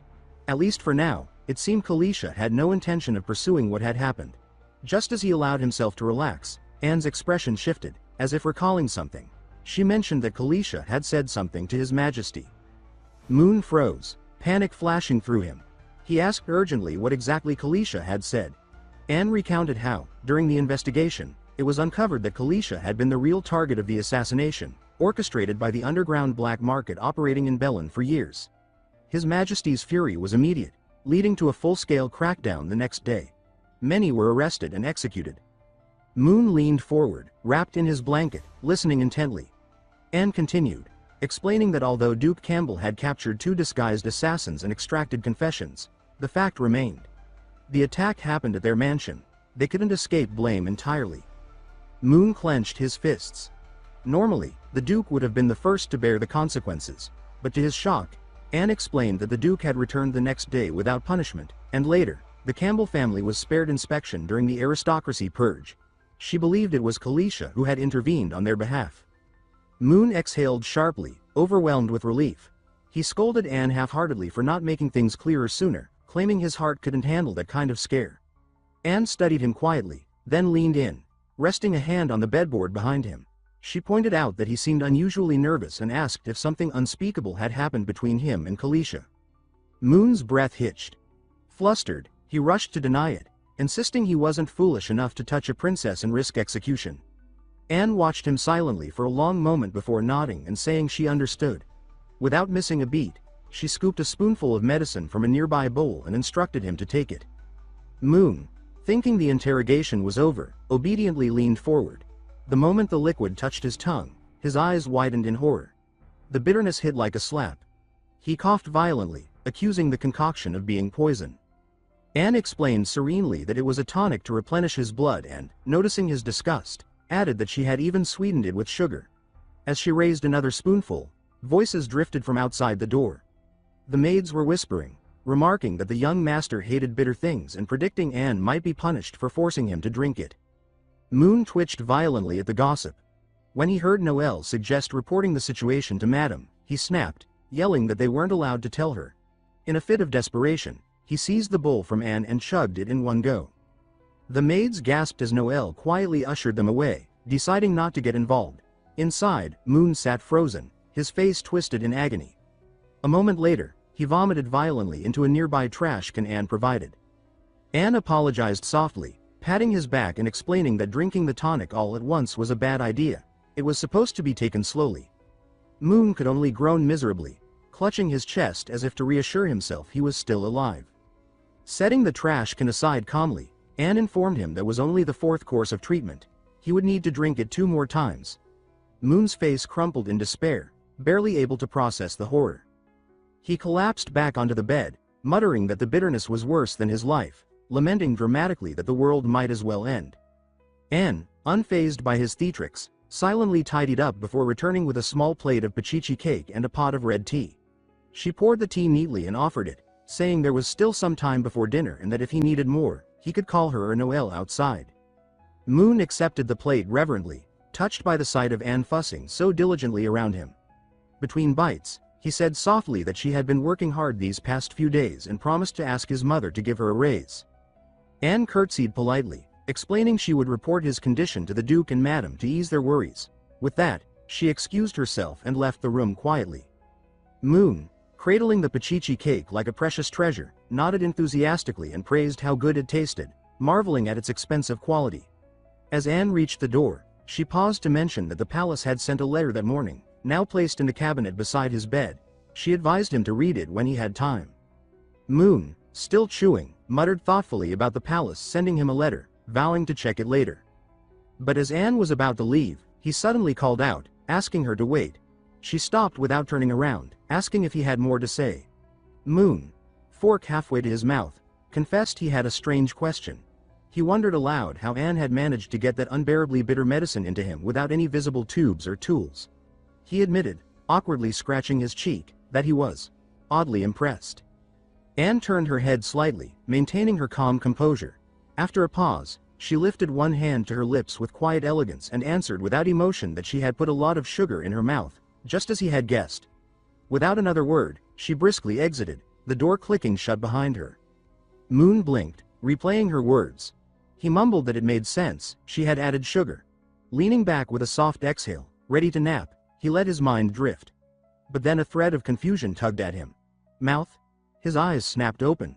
Mouth? Realization hit him like a hammer. His hand flew to his lips, his face turning crimson. His thoughts spiraled wildly. Whose mouth? Hers. His. Images he couldn't control flooded his mind. Anne, calm and composed, transferring the medicine mouth to mouth. Moon howled into his pillow, mortified.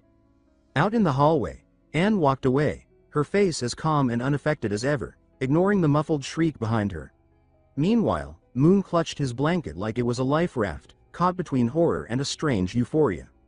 He muttered to himself, lamenting how he had everything, a powerful father, a beautiful mother, a handsome self, and a devoted girl like Anne, yet he still chased after Ariel. His mind drifted, softening, realizing this was still his first. Then his eyes widened. His first kiss, memories surge, Celicia, the tea, the potion, the kiss. It hadn't been a dream. His first kiss had already been stolen by Celicia. Devastated, Moon remembered the letter Anne mentioned. He rushed to the cabinet, tore open the envelope with trembling hands, and braced for the worst. Accusations, demands, punishment. But inside was a single sentence, elegantly penned on a brown letterhead trimmed with lace. I'll reluctantly consider you half a man, Celicia. Moon stared, stunned. No threats, no accusations. Just that. He pressed the letter against his chest, relief flooding him. Somehow, he had dodged disaster again. A small, helpless smile crept onto his lips. He whispered to the empty room that he had avoided the worst outcome. Later, Moon shuffled toward the dining room, moving slower than usual but determined to enjoy a meal with his parents. His peaceful entrance was immediately shattered as Noyce, his mother, spotted him. With a cry, she rushed at him, wrapping him in a crushing hug, sobbing that he had scared her to death. She described the horrible sight when Ron had carried him home, bloodied and broken. Moon patted her arm awkwardly, trying to comfort her, reassuring her that he was still alive, still standing, and still charming. Eventually, Noyce sniffled her way back to her seat, dabbing her eyes. But her worry reignited when she noticed the star-shaped scar visible at his loosened collar. She declared through trembling voice that her flawless son now bore a horrible scar, breaking her heart. Moon glanced at the scar and smiled gently, saying it was nothing serious, just a small weakness. Ron, steady and proud, placed a hand on Noyce's shoulder and said that scars were a man's badge of honor. He added that if not for Moon risking his life to protect Her Highness, they'd be facing a far worse crisis with the king's wrath. Moon's light smile faded at that, his expression turning serious. The word assassination echoed in Moon's mind, sobering him more than any medicine. He turned to his father and asked about the incident. Ron, stabbing his steak with casual precision, explained between bites that there had been 3 assassins. One eliminated by Her Highness on the spot, another who broke through a barrier, and a third hiding in the mansion's sewers to aid in the escape. He said he had captured the last 2 and sent them to the palace. They weren't professional killers, he added, but bounty hunters from the Bellin black market, loyal to an evil god called the King of Wither. Moon frowned at the unfamiliar name, realizing it hadn't appeared in the original story. The world was filling in gaps the novel had left blank.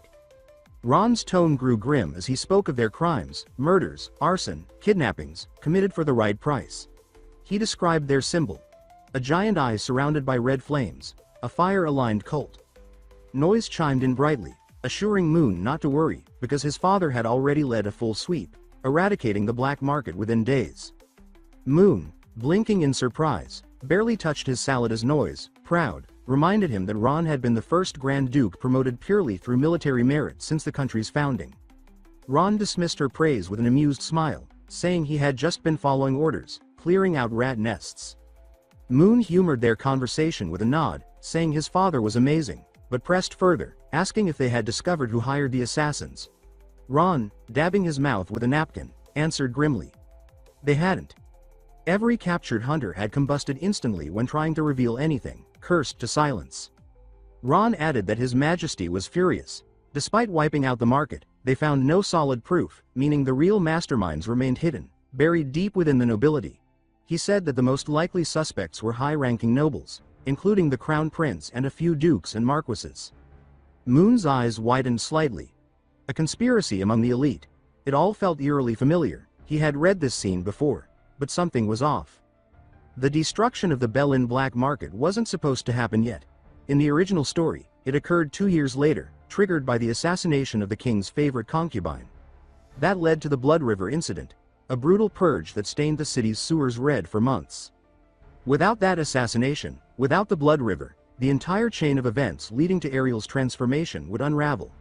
Moon's mind raced as he realized Ariel wouldn't be thrown into chaos. She wouldn't become the warrior shaped by survival. Everything was already off track. He stared at his salad, appetite gone, while across the table, Ron and Noise exchanged concerned glances. They could sense something had shifted in their son, something heavy. But Moon was no longer in the room with them. His thoughts spun through rewritten futures, broken character arcs, and missing battles. The Blood River was never going to flow now, and Ariel's future was slipping away with it. Later that night, the manor lay silent, save for the soft scratch of quill against paper. In the dim glow of flickering candles, Moon hunched over a blank notebook, deliberately avoiding the harsh light of the lamp. Panic, he decided, was only useful if organized. Everyone else had urged him to rest, but rest was a luxury for people who weren't watching a story collapse. With a sigh that seemed too heavy for someone his age, Moon dipped the quill again and wrote. The story had derailed. From this point on, nothing was certain. Moon's expression hardened as he sat up straight, the candlelight sharpening the lines of his face. After a brief silence, he began to write. The plot of the original novel was useless now. Whether he survived depended solely on himself. He needed goals, simple, logical, achievable. He listed them under the flickering light. 1. Stay alive. 2. Avoid the death by 1,000 cuts ending. 3. Get stronger. 4. The black book cannot be trusted. Pausing, he placed one hand over his chest, the other tapping the quill against his lips. The fourth line didn't sit right. After a moment, he crossed it out harshly. Muttering to himself, he reasoned that just because the black book terrified him didn't mean it was lying. It was trying to help. Probably. Below the crossed-out line, he scribbled a new rule. Black book prophecy must be guarded against. A compromise, uneasy but necessary. Leaning back, he stared at the notebook, thoughts spiraling. He still had no idea what triggered the catastrophe the black book warned about. No solid leads. No trustworthy allies. Only vague dreams, cryptic warnings, and the growing suspicion that either Ariel or Celicia, or both, might turn against him.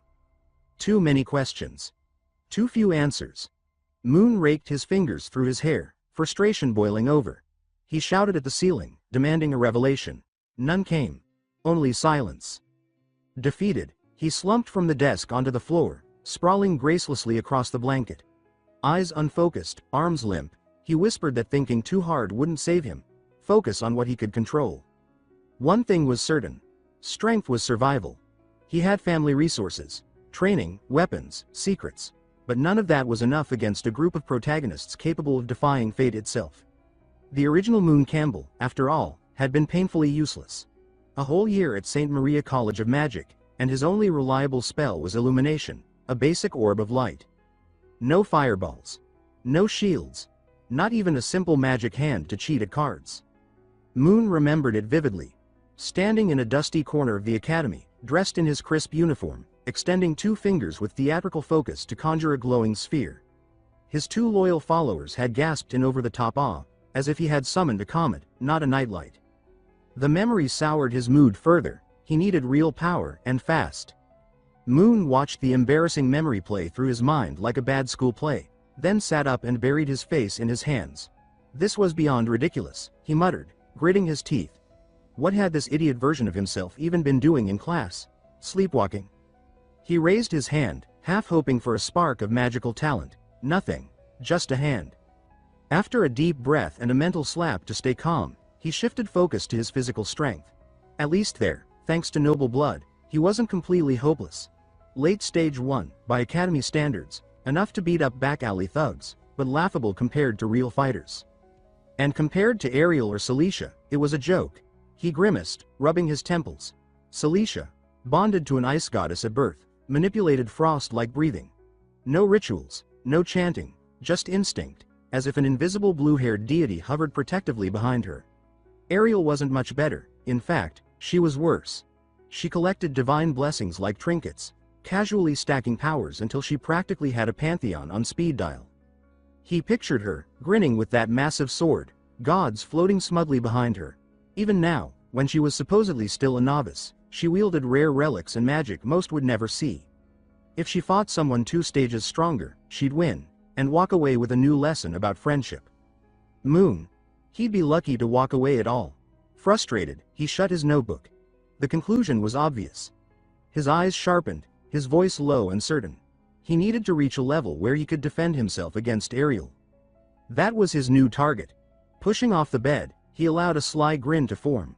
While Ariel had divine backing, Moon wasn't completely powerless either. He remembered the assassination attempt, the fear, the blood, and more importantly, the strange power that had stirred inside him. An awakening. Not flashy, not divine, but real. He had his own cheat, and it was time to use it. Snapping his fingers with flair, he summoned it. Violet-black energy shimmered, and a circular portal opened, dropping the black book with a theatrical hum. Moon tilted his head, ready to catch it stylishly. Thwack. The book veered and smacked him directly between the legs with cruel precision. His expression froze. Then came the collapse, writhing, groaning, fetal. The book landed beside him, flipping open smugly. Moon howled in pain, accusing the book of trying to assassinate him. Clutching himself, he cursed its betrayal. The book ignored him, flipping pages indifferently as it began to glow faintly with magic. Glaring, Moon grabbed it, and stopped.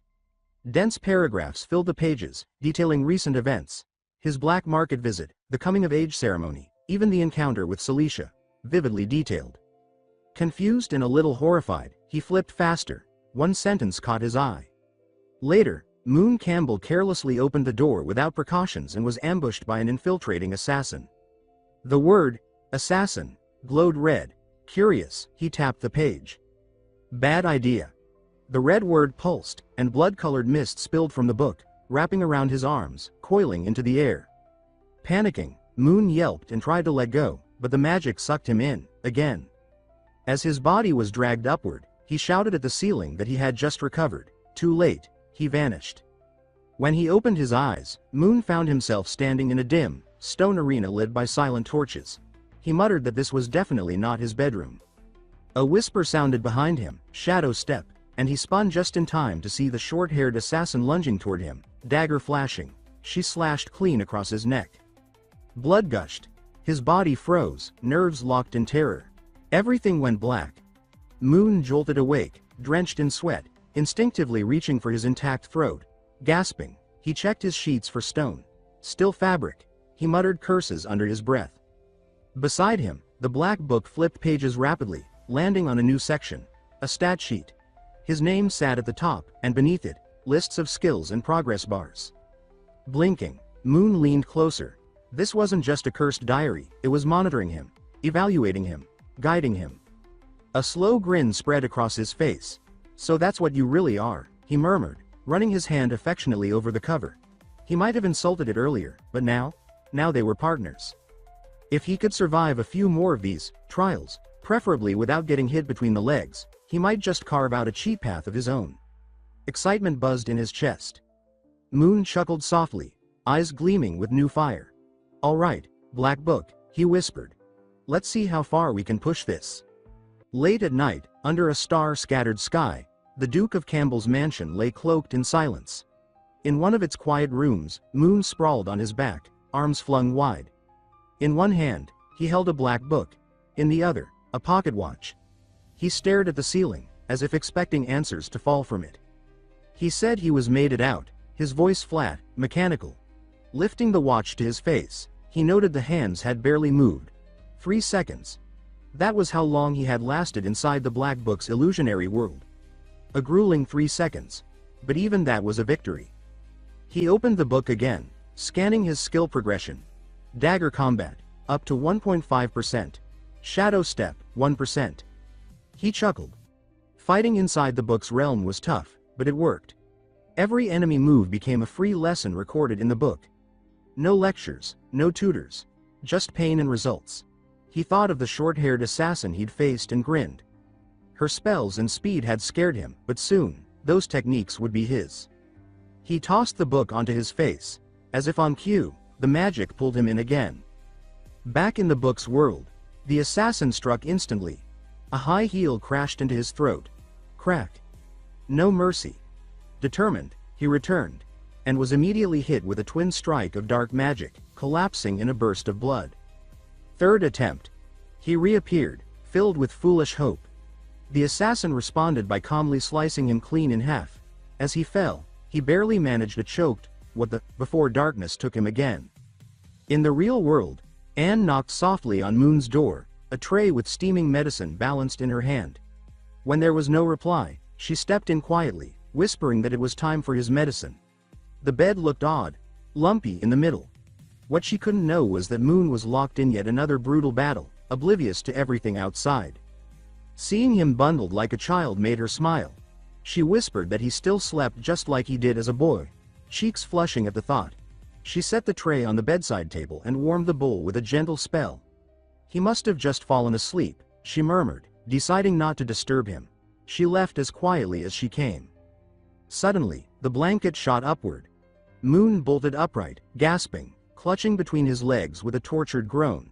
He cursed the assassin's dirty tactics. Even in an illusion, a crotch kick hurt like hell. Trembling with rage, he vowed through clenched teeth that he'd at least land one hit on her.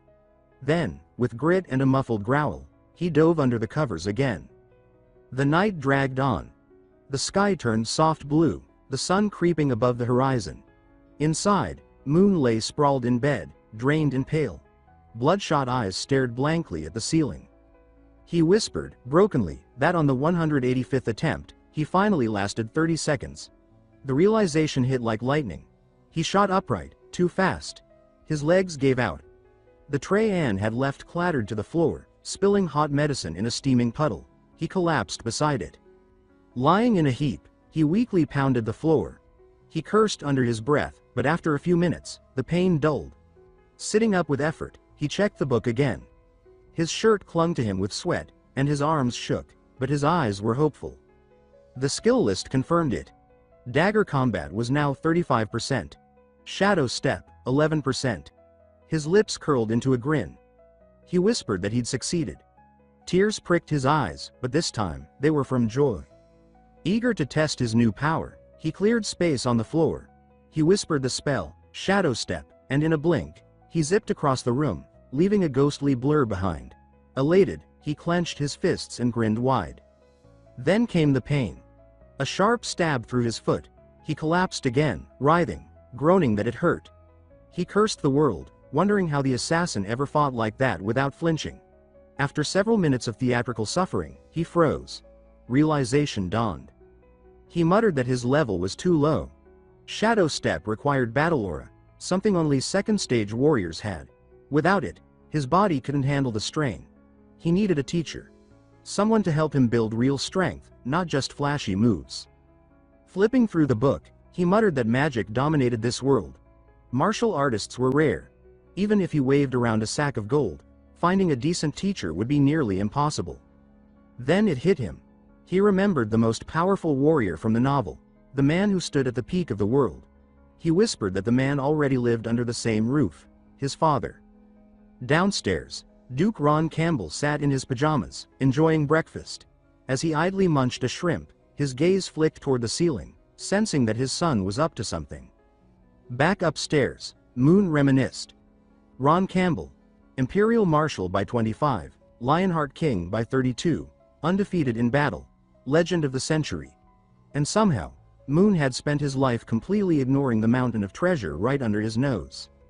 He muttered that he was pathetic, then grinned. He said there was no need for colleges or impossible to find teachers. He had the best one at home. A knock at the door. Anne's voice asked if he was awake. Surprised, Moon opened it to find her standing calmly. She said the Duke wanted to see him. His eyes lit up. Perfect timing, he said. He gently pushed Anne aside, practically glowing. He had something to discuss with his father too. Anne blinked at his odd enthusiasm but followed quietly. As they walked down the corridor, they passed Noelle and another maid.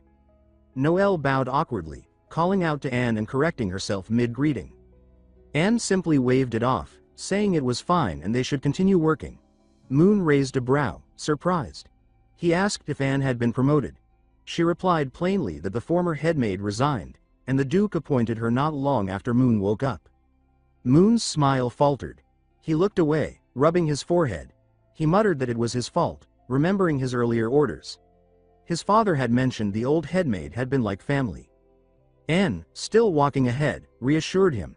She said it wasn't his fault, and that the former headmaid was still at the estate. He would see her later.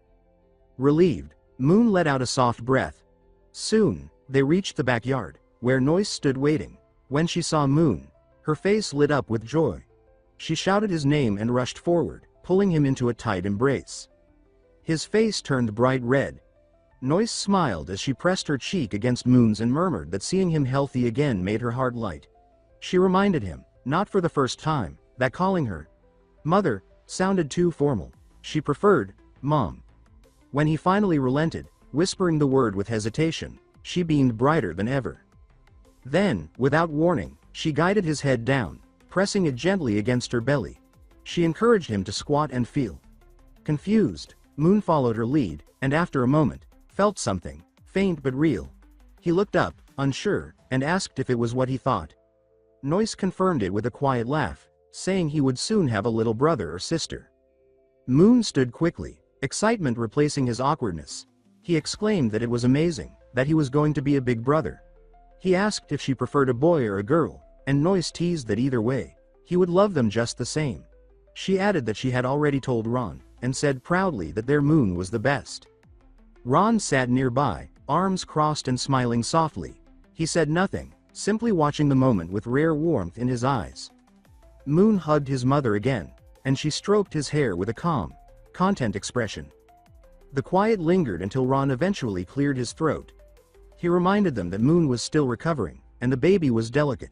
No need for too much excitement. His voice was firm, but kind. He invited Moon to sit. There was something important they needed to discuss. The three of them sat at the backyard pavilion, the breeze light, the weather perfect. A butterfly drifted past as Moon took his seat. The shift in Ron's tone was immediate. His smile faded, replaced by gravity. He informed Moon that he would be returning to the battlefield that afternoon. The words landed like ice water. Moon blinked, still clinging to the glow of his mother's news. Ron explained calmly that with Moon preparing for St. Maria College next month, he would be needed at the front. He said Noyce would return to the Campbell territory to rest and prepare for childbirth. He called to Sister Faye, the composed maid standing nearby, and asked her to take care of Noyce in his absence. She placed a hand over her chest and promised she would. Moon asked if his father truly had to go. He insisted there were other generals. Why him? Ron took a sip of tea, voice steady as he explained the urgency. He said the Abyss demons were stirring again. He would be stationed at the western border for 3 years. 3 years. The number sank deep into Moon's gut. He recognized the signs. This wasn't the beginning of the war. It was the distraction. The real danger would arrive in 3 years. That was when the story truly began. He remembered the adult version of Ariel, wreathed in fire, slicing through monsters. That arc, her arc, was the turning point. And now, with Ron gone, he would miss his only chance to train under the greatest warrior alive. Moon's expression twisted into despair. He grabbed his head in both hands and stared at the sky like it had betrayed him. He thought of all his plans, his recovery, his grand return, his climb to power. All ruined. He let out a silent scream and slumped into his chair. His fingers trembled as he held his teacup. Even the liquid inside seemed unsure whether to stay put or jump out in sympathy. The day carried on without regard. The afternoon sun was warm, almost mocking in its serenity. At the estate's gate, a brown griffin sat beside a white carriage, yawning between grooming its fur. The carriage was ready. Ron stood in his full armor, red cloak lifting gently with the breeze. He held Noyce by the shoulders as she quietly cried into her hand. He told her gently that she was always a crybaby, and too much crying wasn't good for the little camel, his affectionate nickname for the unborn child. Noyce whispered through her tears that if not for the baby, she would have followed him to the border and waited until Moon's school break just to see him again. Moon, meanwhile, was crouched over, staring at the cobblestones, face twisted in silent misery. His world had just crumbled under his feet. Ron approached him and placed both hands on his shoulders. He said that Moon had proven his courage by risking his life for the princess during the assassination attempt. That alone, he said, brought honor to their family name. Moon tried to deflect, mumbling that he wasn't as great as Ron claimed. Ron disagreed. He said that being a Campbell meant more than bravery, it meant answering the call when it mattered. He gestured to the gold medal pinned to his chest and explained its meaning. The sword, the king's will, the dragon, their enemies. He called himself the Empire's blade, and said Moon would one day find his own battlefield, maybe the same one, maybe a new one, but what mattered was the kind of man he chose to be. Moon's trembling finally stopped. He looked up, affected. Ron offered a rare smile, full of belief, and told him that unlike himself, Moon would have time, allies, and resources. If there was something he wanted, now was the time. He said simply that he believed in his son. Then, without warning, Ron pulled Moon into a firm embrace. In a low voice, he said it was time to get down to business. Moon blinked, thrown off by the abrupt shift. Ron laughed, saying that everything before had been the fatherly speech. Now it was time for the real talk. He asked what Moon thought of Anne. Anne, standing at a distance, kept her usual composed posture, though her eyes flicked toward them with interest. Moon froze. He whispered that Anne was kind, capable, amazing, really, but asked why Ron was suddenly bringing her up. Ron asked if Moon liked her. Moon chuckled. He said he did like her, but not in that way. Ron said that he had known her since she was small. He praised her family, her mind, her heart. But most importantly, he said, her feelings for Moon. He tapped Moon on the forehead, saying the two had long since passed beyond servant and master. Moon flushed, the realization slowly dawning. Ron added that there was just a year left on her maid contract. If Moon liked her, he'd better act before someone else did. Moon's brain short-circuited. He stammered, asking if Ron was suggesting marriage. Ron clapped a heavy hand on his back and confirmed it. He said the real reason their family had so few children was because he and Noyce had spent too much time apart. Now, he had to leave again. Moon glanced toward his mother, gently caressing her belly, smiling to herself. The weight of legacy settled heavily on his shoulders. He weakly protested that he was already engaged to Celicia. Ron waved the concern away. He said that arrangement was political, meant to balance court factions, not a binding future. He promised that even if Celicia married into the family, she would be welcomed as the main wife, no problem. Then Ron lowered his voice into a command. He said clearly that he expected a grandchild in 3 years.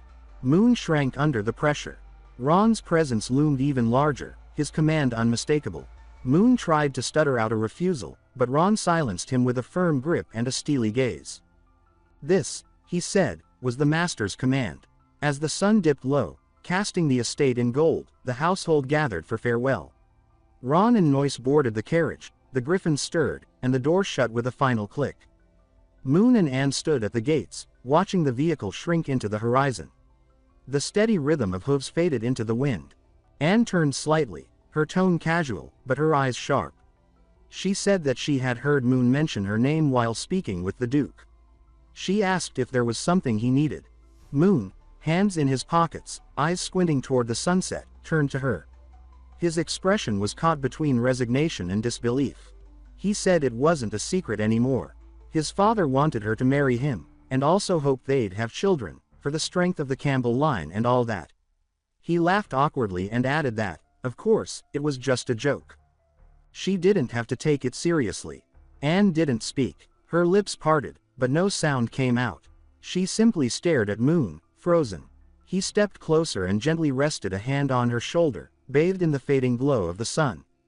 His voice was soft, sincere. He said that being a maid was just her current role, not her worth. One day, they'd each follow their own path. He added that she deserved better than someone like him. Her face didn't change much, but a subtle shift in her brows betrayed something stirring beneath the surface. He continued, saying that if she ever loved someone else, she should tell him. He'd release her himself, with the finest dowry in the empire. He patted her shoulder and smiled, claiming that anyone leaving the Campbell family should walk away with pride. With that, he turned and walked toward the mansion, satisfied. The golden sunlight traced his back as he walked. Internally, he cheered. He whispered to himself that he'd nailed it, declaring he was undeniably cool. He even did a small celebratory shuffle out of sight. But Anne didn't move. Her hands trembled at her sides, her face masked in shadow. She stood still, silent, but not calm. Her fingers clenched so hard they drew blood, drops falling unnoticed. Her voice, cold and quiet, repeated his words, "Let me go." Her eyes narrowed, no warmth in them now, only something sharp and dangerous. She murmured that he really had changed. Darkness churned around her as she declared that she can't wait anymore, it has to be tonight. By nightfall, the estate sat in stillness beneath a quiet drizzle. Inside the Campbell library, torchlight danced between towering bookshelves. Moon hunched over a desk, muttering as he flipped pages, surrounded by scattered volumes. He muttered that plans never survived change, and today had proved it. His father's sudden departure, the surprise talk of marriage, and the collapse of his self-improvement plan all hit like a storm. Still, if nothing else, he was adaptable. If he couldn't train under his father, he'd self-study. If assassins came for him, he'd hit back harder. He scanned titles like Vital Strike Techniques and Imperial Soldier Conditioning, flipping through them with practiced efficiency. Then he summoned the black book. It hovered above his desk, pulsing faintly. His expression sharpened as he grabbed it, muttering that it was time to see what it could really do. The pages fluttered open, glowing faintly, then stopped on a list of copied texts. Everything he'd read today was already recorded. His lips curled into a grin. The book's recording function was flawless. He cradled it in both hands, gazing at it with exaggerated affection, calling it brilliant and declaring his love for it. With mock-serious drama, he kissed the cover. A knock interrupted him. He jumped and fumbled to hide the book. The door creaked open and Anne entered, calm as ever, carrying a tray. She asked if he was still reading. He stood awkwardly, startled. Then he noticed the tray and asked if it was a snack. Anne confirmed it and guided him to a cozy rest area near the shelves. She set down the tray, poured a drink, and presented it with quiet pride. She explained that the wine was a rare vintage from Count Locke's vineyard, only 100 bottles made annually, selling for 200,000 ame. Moon raised an eyebrow at the absurd price. He sampled the cake instead, letting the sweetness ease his tension. He waved off the wine, saying it would knock him out before he could finish studying. Her smile didn't falter, but under her fingers, the wine bottle cracked. Glass creaked softly as pressure built around her grip. Still, she remained poised and set the bottle aside. With the same practiced calm, she asked what he'd prefer to drink. He said coffee would help him stay awake. She sighed quietly and instead lifted the teapot, pouring tea into a porcelain cup. She apologized, explaining that the coffee had been ruined, not opened by rats, she said, due to a careless maid. She noted that fresh beans were ordered, but not yet delivered, and suggested he wouldn't want rodent-tainted coffee anyway. Moon's eyebrow twitched. The oddly specific excuse made something stir in the back of his mind. He studied her carefully. Anne, unfazed, continued as if nothing were wrong. He sighed, resigned. Black tea would do. He took the cup, inhaled the aroma, and sipped. Something was wrong. His fingers trembled. The cup dropped from his hands, shattering. Tea spilled like red ink across the floor. A wave of nausea overtook him. His body failed. His knees buckled. Anne caught him smoothly, cradling him with eerie gentleness. Her face betrayed nothing but serene concern. Moon croaked her name, barely audible. He asked if she had betrayed him. She brushed his hair back and murmured close to his ear that she would never betray him. Never. Darkness swallowed him. Her whisper followed. She said it hurt now. That she had loved him deeply. That his words earlier had cut her. She said she must purify him with her love. That they would always be together, until the end of the world. Moon's eyes snapped open, lungs gasping. Sweat clung to his skin. The voice still echoed in his mind, unmistakable. He looked around. Darkness. No walls, no ceiling. Only black. His wrists and ankles were shackled to a wooden frame, iron biting into his skin. He struggled, but it was no use. He recognized this. He had seen it before, in the Black Book. A prophecy. A warning. He whispered in disbelief. This place. This moment. It wasn't supposed to be real. From the shadows, Anne emerged, sitting on top of him with disheveled clothes. Her smile, small, pleasant, and far too calm, sent a spike of dread through him. The maid he knew was gone. Something else stood in her place. Moon's heart pounded. He asked what she was doing. As she continues doing, you know what she says, that it's as he sees. She continued saying that 10 years ago when he was 8, she came to his side. From that moment on she existed only for him and belonged only to him. In return he must also only belong to her. What she's doing, she claims she is merely putting the young master back on the right path. He shouts in panic, asking what path is she talking about. He begged her to let him go first and talk it out. She pressed 2 fingers on his lips and replied that it's too late, he doesn't need to do anything and can just leave everything to her. Then she declares madly that after tonight, his everything will belong to her. And then, she continued for God knows how long. When she finally finished, he looked like a man who had been through war. His face was pale, his eyes hollowed by exhaustion. He thought that he didn't even remember how many times she did it. After a certain point his consciousness started to fade. He never imagined that his 30-year career as a virgin would end like this. And what he expected even less is the culprit who pushed the original Moon to become a human scum and eventually imprison him and then cut him into pieces would be Anne. He recalled their earlier battle where she continued even when it hurt. He told her that she could stop and unshackle him, but she refused, saying that compared to the long 10 years of waiting, this bit of pain is nothing. She confessed that all these years she doted and pampered him. She made him arrogant, conceited and ignorant. She turned him into a useless scum that everyone fears, detests and avoids. All, in order to make him hers and hers alone. She worked hard for 10 years, so no matter what he says, she won't let him go tonight. Back to the present, Moon could only sigh at his fate. Who could have guessed that she'd not only be a super yandere but also the reason he became a scumbag? Still, he admits to himself that yesterday felt good, but the problem is that according to the prophecy, he will eventually die at her hand. He had managed to avoid the exile path, so he needs to find a way out of this mess. Across the bed, she stared at him asking what he's doing. He replied that his hands were itchy. She started preparing to leave, saying she must go to avoid suspension. Then, as if coming to realization, she said that since he already belonged to her, why doesn't she just get rid of everyone in the castle?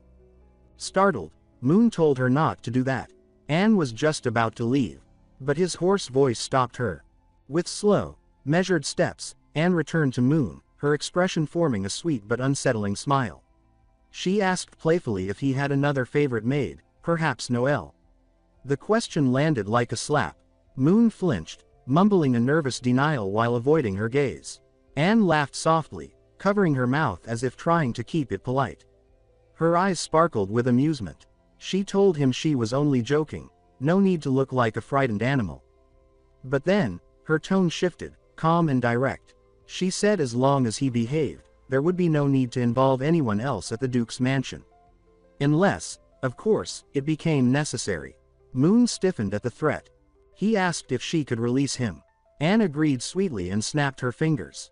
A soft glow shimmered in the air as the shackles clicked open and dropped from his limbs. But she added a warning. Don't do anything reckless. The room was sealed, designed by her, with a custom forged door and a single key, hers. Moon sat up, rubbing his wrists, discomfort growing. Freedom didn't mean much inside a cage. He pointed out that if he vanished, people would notice. Anne reassured him with a smile. She had already told the staff he returned to college early, saying he missed it too much. As she turned to leave, she added softly that he should rest. Obediently, Moon called out after her, but the heavy door closed with a steel thud. The lock clicked with finality. Alone, he ran a hand through his hair and groaned. This was bad. He muttered to himself that of all the people the Black Book's prophecy could have pointed to, of course, it had to be Anne. Now he was trapped. He stood and glared at the door, declaring he wouldn't live out his days as a prisoner. Freedom was non-negotiable. With a determined yell, he rushed the door. It didn't budge. He collapsed in pain, clutching his shoulder, groaning dramatically before lying still, defeated. He admitted, yes, the craftsmanship was impressive. Just as despair set in, something stirred beside him. A familiar dark glow. The Black Book. Moon groaned. Not now. He muttered that Anne was on another level, maybe even rivaling Celicia. Even with training, he wouldn't beat her. Still, curiosity got the better of him. He picked up the book and flipped through the pages. Then he stopped. One page stood out. An equation, something from the night before. It wasn't just a technique. It was a formula, a strategy, a way to win. His lips curled into a grin. He said he was ready. He started training. 198, 199. His voice echoed in the quiet, his palms pushing against the cold floor. At 200, he collapsed, gasping. Sweat streaked down his chest, his breath ragged. He raised one hand, whispering that at least his body was still holding together. Skills were the book's domain. Strength, though, that was earned. He clenched a fist. He was done being stepped on. A single tear slid down his cheek. He vowed to rise. A voice responded from behind the door, Anne's. She said she was relieved to see him so spirited. The door creaked open. Anne entered, floating dishes in a steaming metal tub in soft magical light. She remarked, amused, that he sounded like a husband welcoming his wife. The bathwater was perfectly heated, the food still warm. Moon lit up. He hadn't bathed in 2 days. Before she could finish, he dropped his sheet and jumped into the tub, splashing water onto the floor. Anne blinked, then said softly that bath time had clearly taken priority. He rinsed his hair, then called to her, saying he could handle things himself. He wasn't a child. Anne nodded, smiling faintly. Understood. She lifted a silver lid to reveal a steaming plate of meat and vegetables. Holding a fork, she approached. If he wouldn't let her wash him, she joked, at least let her feed him. Moon hesitated, but she made no move to hurt him, so he relaxed and agreed. Anne fed him carefully, catching any dripping sauce with her hand. She asked him to say, "Ah," and he did. The meat melted in his mouth. His eyes widened in surprise. It was rich, tender, and perfectly seasoned. He grabbed the plate and fork and began eating hungrily, even as splashes from the tub landed on the dish. He said it was better than anything he'd had, even when his parents were home. Anne watched with quiet satisfaction and confirmed it was beef. She explained that he'd eaten it before, though usually she turned it into soup. Curious, Moon asked which cut it was, tenderloin or shoulder. Anne replied it was a special cut. The rod from the Magratha giant bull. Moon paused. Anne elaborated. The bull's member was incredibly energetic, making the meat extra nutritious. The fork dropped into the water. His face paled. He imagined some monstrous glowing bull and gagged, leaning over the tub. Anne calmly placed a bin beside him. She added that other rare ingredients had been used too: tiger rod, goblin shaft, troll meat. Dragon rod would have been ideal, if not so rare. Moon waved frantically, still coughing. He asked why anyone would cook with that. Anne answered plainly that she had been feeding him those for some time. They'd helped his strength improve. Moon stared at her in disbelief, pointing with a trembling hand. He shouted that it wasn't normal. He demanded to be let out. But before he could finish, his body slumped. His arms dropped. His words faded. Anne murmured to herself that one drop was enough. As Moon lost consciousness, she caught him gently, cradling him in her arms. She whispered that he was right. It hurt to be trapped. But if freeing him meant losing him, she couldn't allow that. She told him to sleep and let her handle everything. Her expression softened. She brushed his damp hair, her face pressed gently to his. Outside, the moon cast pale light over the Duke's estate. Peaceful, silent. Time passed. Moon stirred awake, blinking against the low light.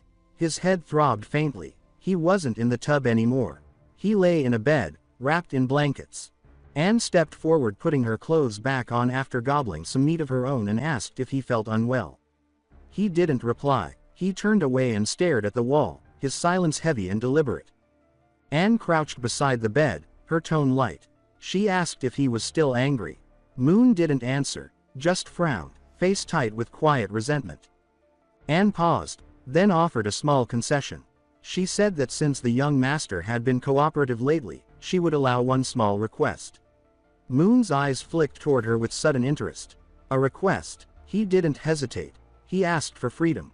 Anne denied it instantly. He asked for clothes, but she denied this as well.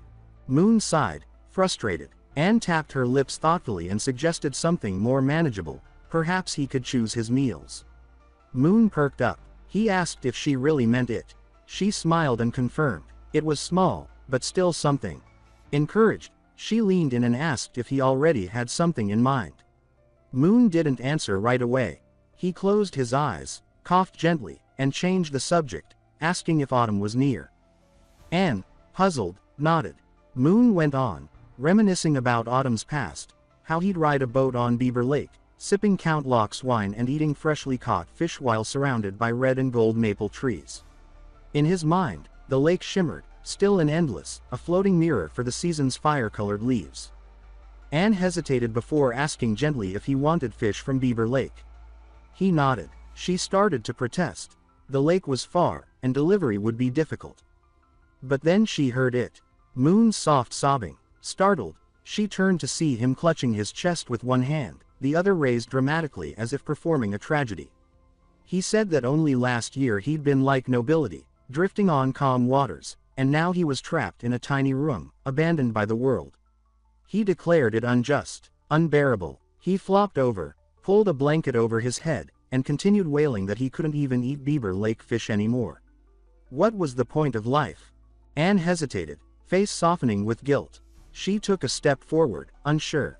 But behind the blanket, Moon grinned. He wasn't crying anymore. Anne exhaled and closed her eyes. She said she understood. The second she spoke, Moon shot up, eyes gleaming, hands clasped in joy. He asked if she really meant it. She blinked at his sudden recovery, then nodded. Yes, she would get the fish.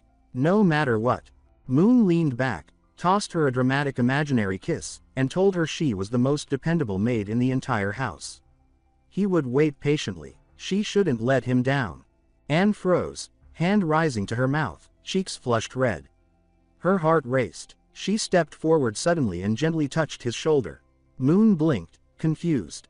Without a word, Anne closed her eyes and gave him a brief kiss on the lips. Soft, warm, and fleeting. Moon froze, stunned. Anne turned away silently, walking toward the door. At the threshold, she said calmly that Beaver Lake was far, but she'd be back by noon tomorrow. She asked him to wait.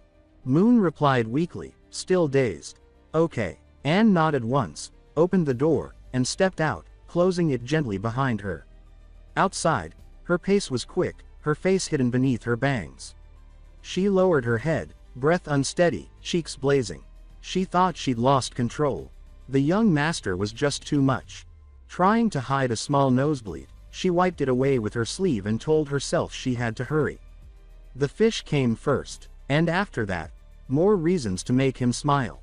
Back in the room, Moon exhaled in relief.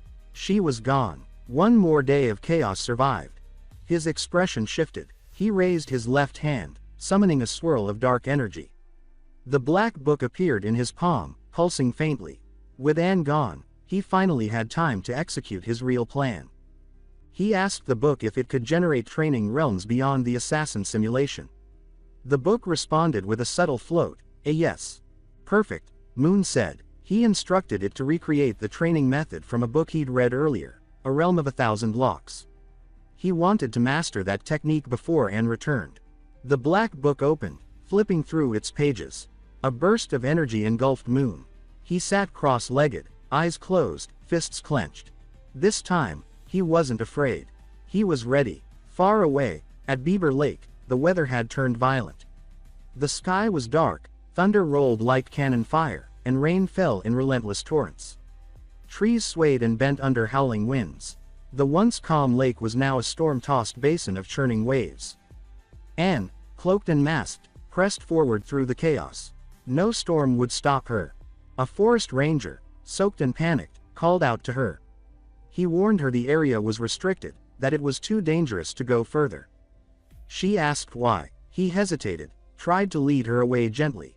She stepped back, and in a flash, metal spikes erupted from the ground, cutting the ranger's hands. He yelped in pain. She warned him not to touch her. Her voice was steady and cold. She demanded answers. The ranger, shaken, finally spoke. He explained that the Lake Master, a high-tier magical creature, had awakened. The Adventurers Association had dispatched a B-rank party. The area was under lockdown. Anne listened without emotion. She glanced at the sky, letting the rain hit her open palm. So the storm, she murmured, was part of the creature's power.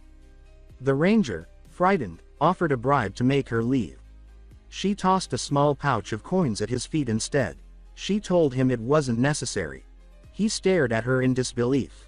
Even knowing the danger, she was going through with it. He asked why. But she didn't answer. She turned away, the storm rising behind her. She braced herself, clutching her hat as the wind tried to tear it from her head. Her hair whipped around her face. She walked into the storm, smiling faintly, her ruby eyes burning, not with fear, but purpose. She had a promise to keep. And she always kept her promises. The storm raged on. At the rear of the storm-battered group stood a girl in a red cloak, soaked to the bone but unmoved by the cold. Aluka's grip on her wand was tight, her gaze fixed on the battlefield. She wasn't here just for the mission, her thoughts were on someone else. She told herself that if this kept up, he might be taken away, and she wouldn't allow that. She decided that once this was over, she'd finally confess how she felt. The thought made her blush, even in the freezing rain. A dreamy smile tugged at her lips, brief, until a voice snapped her back to reality. Someone called out to her. She flinched and apologized quickly, returning her attention to the fight. Up front, two teammates were already engaged. Rod, clad in armor, was bracing against the rising lake water with his shield. Beside him, Tia, in a purple cloak, was casting defensive spells, eyes scanning for threats. Rod shouted that he needed healing. Aluka nodded, chanted, and raised her hand. A glowing green circle formed, casting warmth through the mist. Healing energy flowed toward Rod and Tia, just in time. But then everything changed. Tia whispered that something was coming. Rod tensed. The lake exploded upward in a towering column of water, and from its heart emerged a monstrous fish, massive and grotesque. Its red eyes gleamed, and its gaping mouth revealed row upon row of fangs. The team instantly fell into formation. As the creature inhaled, water gathered into a giant orb at its jaws. Tia shouted to Rod, and he snapped out of it, casting a golden shield around them just as the orb launched. The watery explosion smashed into the barrier. It held, barely. Rod stood firm, legs braced, teeth clenched. He shouted that now was their chance. Attack with magic. Aluka hesitated, stunned by the sheer size of the beast, but Rod's voice grounded her. She chanted, summoning frost. A blue glow wrapped around her as mist began to gather. Before her spell could land, though, a blast of fire whistled past her.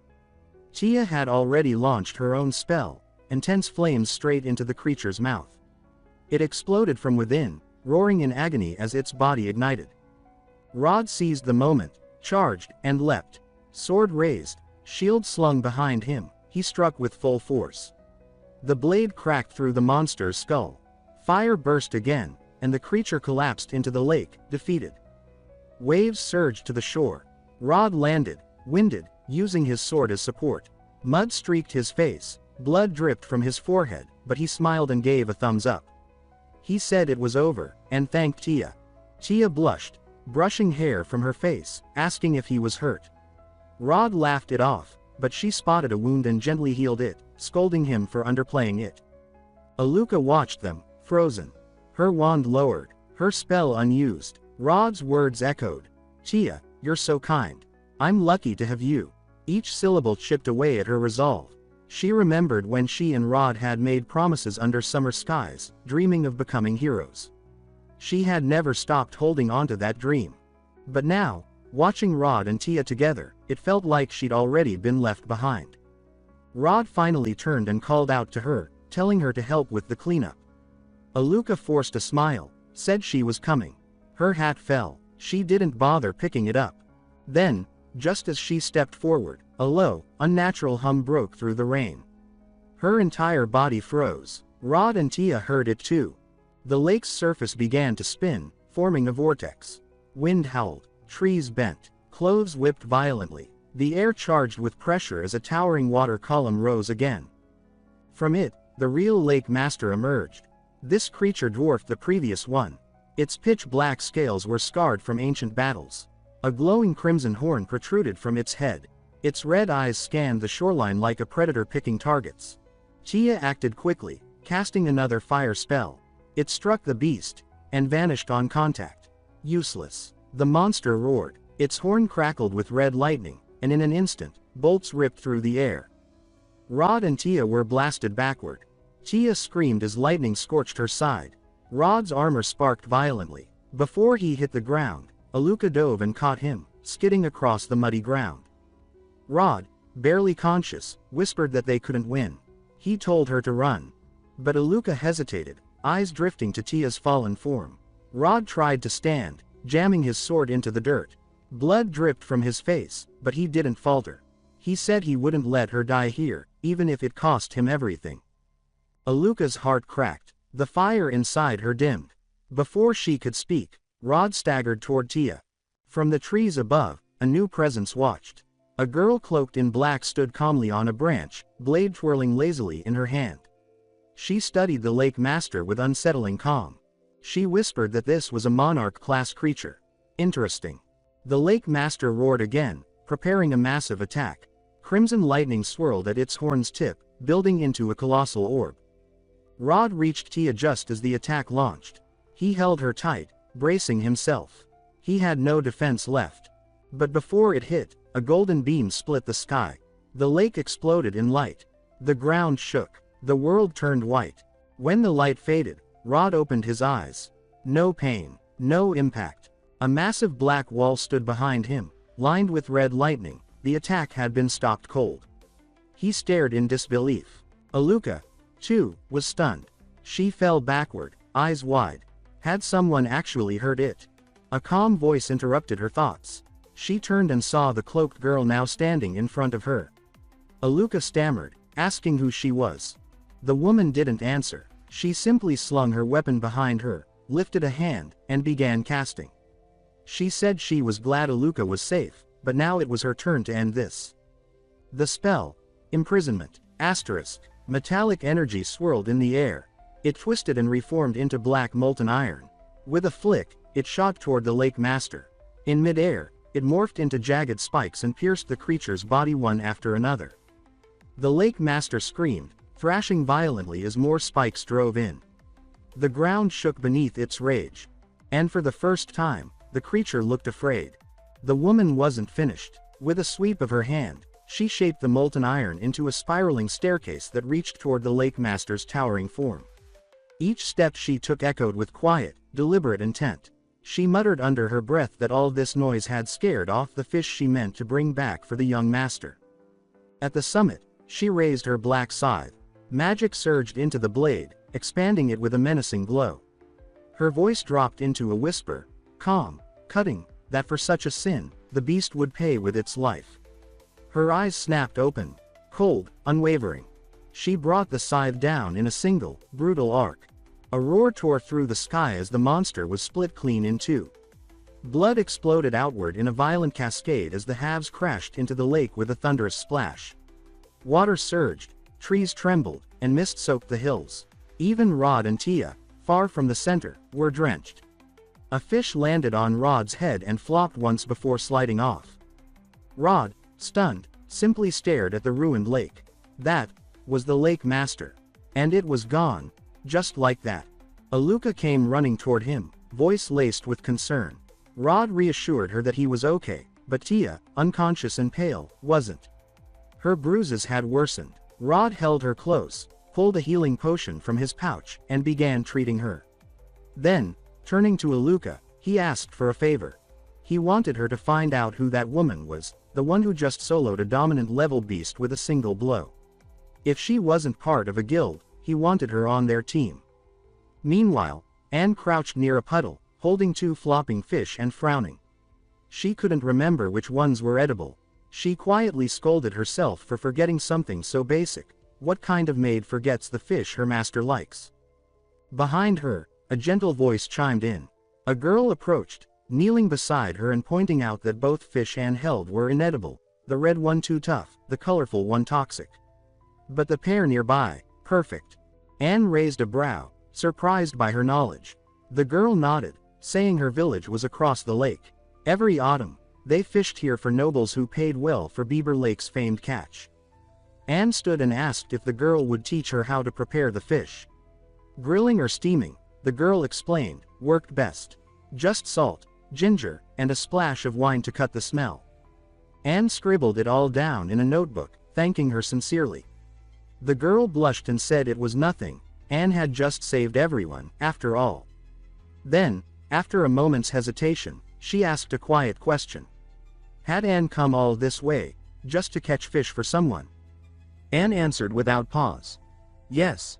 The young master wanted fish from this lake, and she was going to deliver. The girl smiled, touched by the gesture. Anne gathered the fresh fish, nodded politely, and said she would return home now, but as she turned, the girl called out hesitantly. She said she had a small question. About love. Anne stopped and turned. The girl's cheeks turned crimson as she asked if someone like Anne could answer something personal. Anne, calm as ever, said she would try. Emotions had no perfect answers, but she'd help if she could. The girl said it was about a friend. Someone who had liked a boy for years, but never confessed. He was kind to everyone, so she couldn't tell if he saw her differently. And now, another girl had appeared. Closer to him. Her friend didn't know if she should give up. Anne listened, then asked simply, how much did she love him? The girl tried to deflect, but then gave in. It was her. She admitted she'd loved him since they were kids. Over 10 years. Anne asked if she would give her life for him. Without hesitation, the girl answered yes. She'd do anything, even things others wouldn't understand. Anne nodded. Then, she said, the answer was already there. If her feelings ran that deep, she didn't need anyone's permission to act on them. Still uncertain, the girl, Aluka, asked what that meant. Anne didn't elaborate. She raised her hand, lifting the bucket with a simple spell. It floated behind her as she turned to go. She left Aluka with one last piece of advice: follow your truest feelings. If you choose to love, then love completely. Make no choices you'll regret. Good luck, Miss Aluka, she said softly. Then she walked away, and continued along the path. Behind her, Aluka stood still, eyes locked on her fading silhouette. She whispered Anne's final words to herself. Give everything for the one I love. Follow my innermost thoughts. Asterisk. No exact answer had been given. But her heart, confused as it was, had been moved. She wondered, could she really confess to Rod? Was she ready? Then something stirred inside her. A flicker of warmth, red and black, ignited in her chest. Her eyes widened as it swirled, growing stronger. She dropped to her knees, clutching her chest, trembling. A faint flame rose briefly along her skin. A voice echoed in her mind. Soft, insistent. It asked if she was truly giving up. If she, who would give anything for him, would just stand by and watch. She gasped, unable to answer. The heat clouded her thoughts. The voice continued, pressing her. Will you let them be together? Asterisk. Rod, not far away, turned, concern in his voice as he saw her falter. He reached out. Tia stirred beside him, hand over her chest, sensing something but not knowing what. Neither of them saw the flicker of light wrapping around Aluka. And neither heard the voice still whispering inside her. The voice in Aluka's mind persisted, coaxing her deeper. It asked if she really wanted Rod to end up with someone else. especially her, the girl in his arms. Aluka's breath hitched as tears streamed freely. She clenched her shirt, whispered through her teeth that she didn't want to lose him, not to anyone. Her eyes shimmered red, the flame inside her growing. A small flickering spirit, warm and glowing, appeared beside her. Its voice was gentle but insistent. It told her she finally understood. Now was the time. Go, claim what was hers. Make sure no one took him away. Fueled by pain and desire, Aluka stood. The fire gave her strength. She hesitated, murmuring that Rod was strong. The flame responded that even the strongest had weaknesses, and it would lend her power. A flare burst across her chest. Not painful, intoxicating. A red eye surrounded by flame etched itself into her skin, pulsing faintly. She quickly hid the mark under her cloak. Rod noticed her rise and asked if she was all right, if the mysterious woman had done anything to her. Aluka gave a soft, overly calm smile. She said the woman, Miss Anne, had done nothing, she was just drained. And no, she wouldn't join their team, she was from a noble family. Rod looked disappointed, muttering that he'd hoped to thank her properly. Without her, they wouldn't have made it. Tia stirred and glanced at Aluka's chest, spotting the faint glow beneath her collar. She asked if she was hurt. Aluka pulled her cloak tight, brushing it off as residual magic from the lake. She chuckled, then shifted the subject quickly, said they should head back. It wasn't safe here, and Tia needed healing. Rod didn't question it, he lifted Tia into his arms. Tia protested weakly, saying she could walk. Rod smiled and said she was light enough to carry forever. Tia blushed and tapped his chest, calling him a dummy. They bickered, warm and familiar. Behind them, Aluka's expression hardened. Watching the ease between them, something inside her stirred again. Her aura shimmered faintly red. The fire wasn't gone, it had only just begun. By the next day, Anne had returned to the Duke of Campbell's mansion. The storm had passed. Sunshine blanketed the estate. In the basement she had meticulously prepared, Moon stirred awake, groggy from oversleeping. The heavy iron door clicked open. Anne entered, back in her maid uniform, carrying a tray under a silver lid. She smiled and announced her return. Moon sat up dramatically, waving his arms and pretending he was on the verge of starvation. Anne laughed, brushing his cheek as she teased him. Was he finally so moved that he was ready to give her his heart? Moon flinched, muttering that he just didn't want to die of hunger. Anne sat beside him, placing the tray on her lap. She apologized for the delay. Beaver Lake was far, but she rushed to bring back fresh fish. She lifted the lid to reveal two beautifully prepared dishes, one grilled, one steamed, both garnished and aromatic. Moon's eyes lit up, stunned by how good it smelled. Anne offered him a choice. He picked the steamed one. She scooped a bite and brought it to his lips. Moon opened his mouth obediently, took the bite, and lit up. He exclaimed that it was incredible, then offered her a taste. She declined with a smile, reminding him the fish was for him alone and warning about small bones. He brushed it off, then froze mid-bite. Something scratched his throat. His hand shot to his neck. A bone. Anne, entirely calm, remarked that there was only one solution.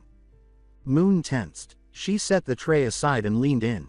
He asked what she was doing, voice rising with panic. She said she'd kiss the bone out. Her lung capacity, she added, was quite impressive. Moon protested, eyes wide, but Anne pressed forward. Her lips met his. It wasn't romantic, it was efficient. But Moon, clearly overwhelmed, trembled all the same. Then it was over. Anne leaned back, panting slightly, and playfully stuck out her tongue. The tiny fishbone sat neatly on its tip. She teased that she just couldn't help herself after being gone so long.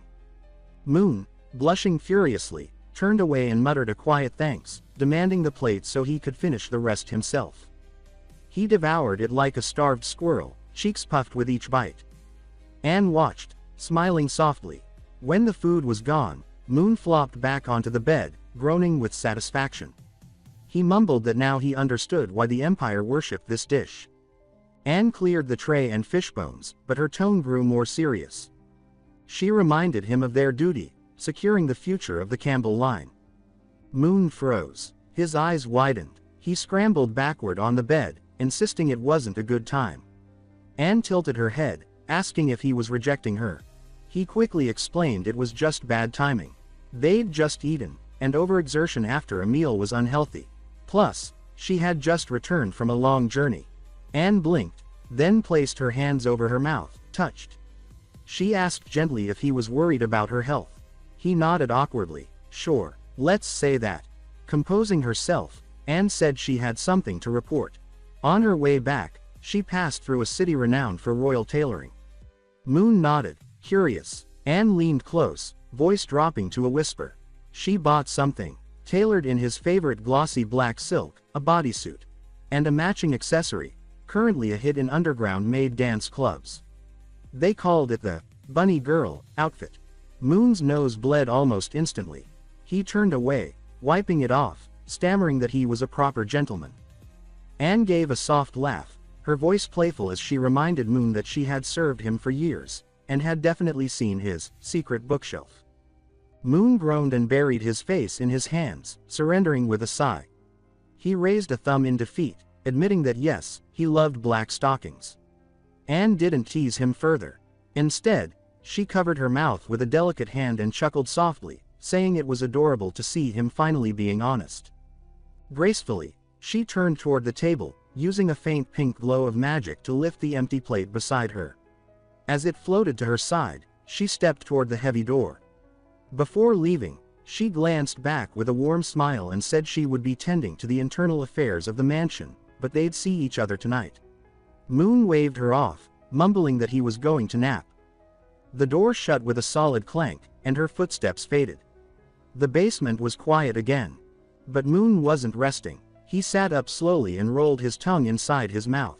One by one, he spit out several intact fishbones onto his palm. These weren't food scraps. They were tools. He whispered that he had the goods, grinning with purpose. According to the Black Book, it was just past 3 in the afternoon. Anne likely wouldn't return until 6. 3 hours to escape, 1 shot. He selected the longest fishbone and crouched at the door. This wasn't conventional, but he had trained for this. Deep breath, steady hands. He inserted the tip of the bone into the lock.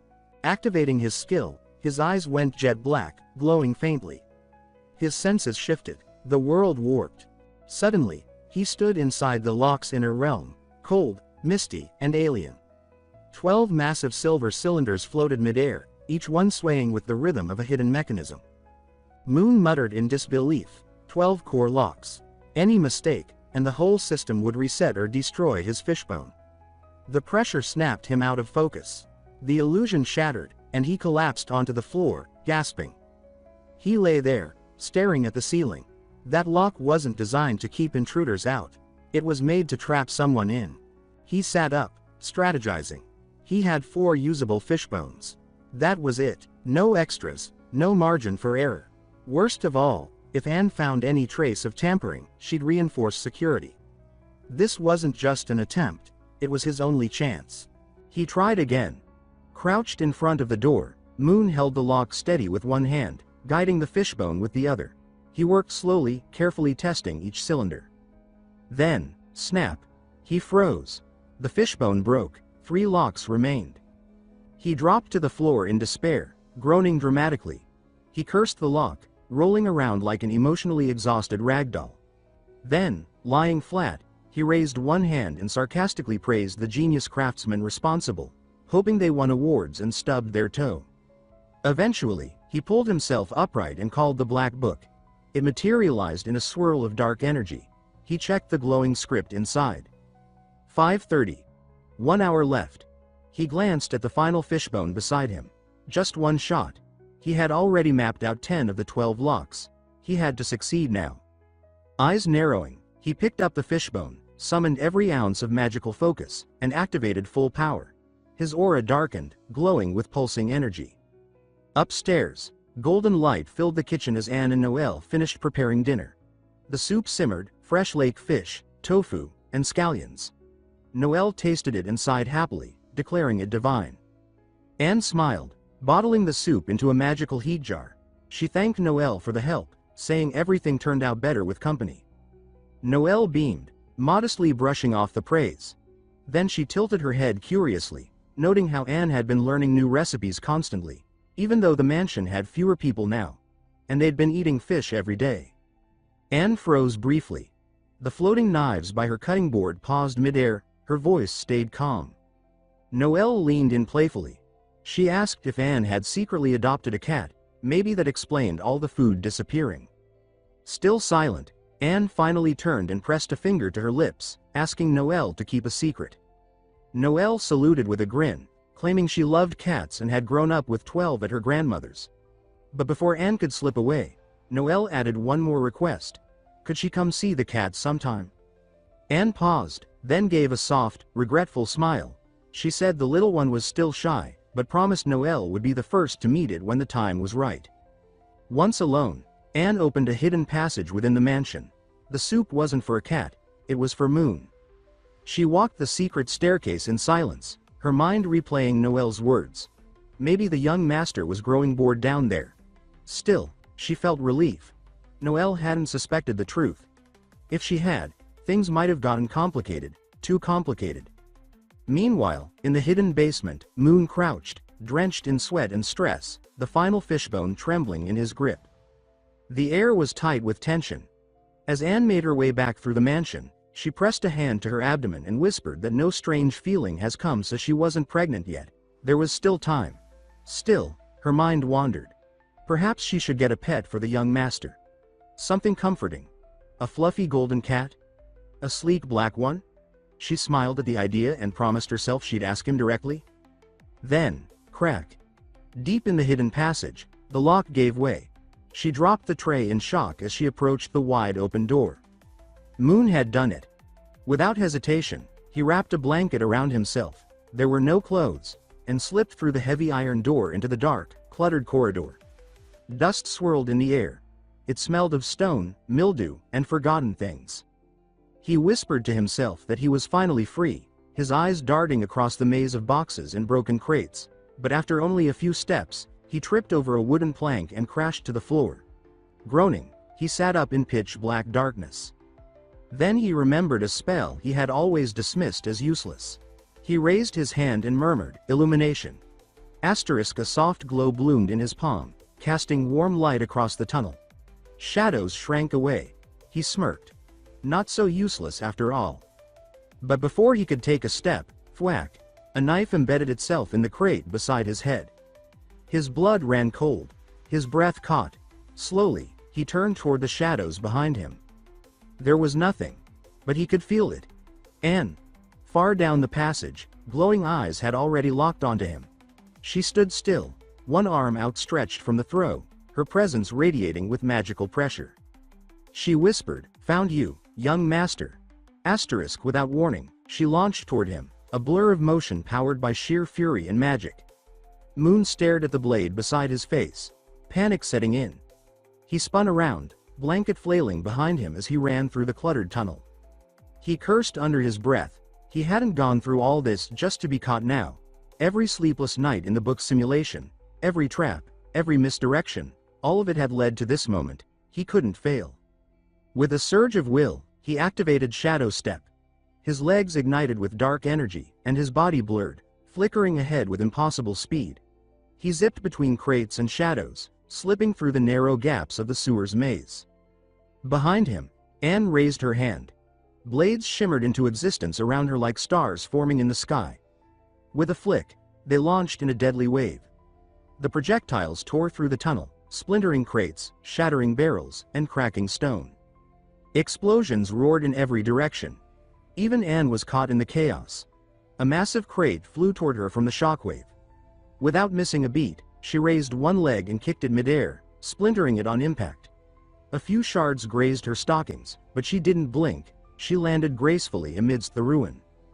The sewer was wrecked, but Moon had vanished. Anne scanned the chaos, eyes narrowing. Her voice carried through the dust, equal parts irritation and admiration. She whispered that she had underestimated him. But she warned, no matter how fast he ran, he couldn't escape her.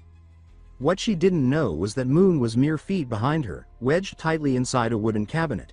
He held his breath, heart hammering so loud he feared she'd hear it. Anne stood still for a moment, then offered a deal. If he came out now, She wouldn't chase him anymore. She'd forget all this happened. He didn't move.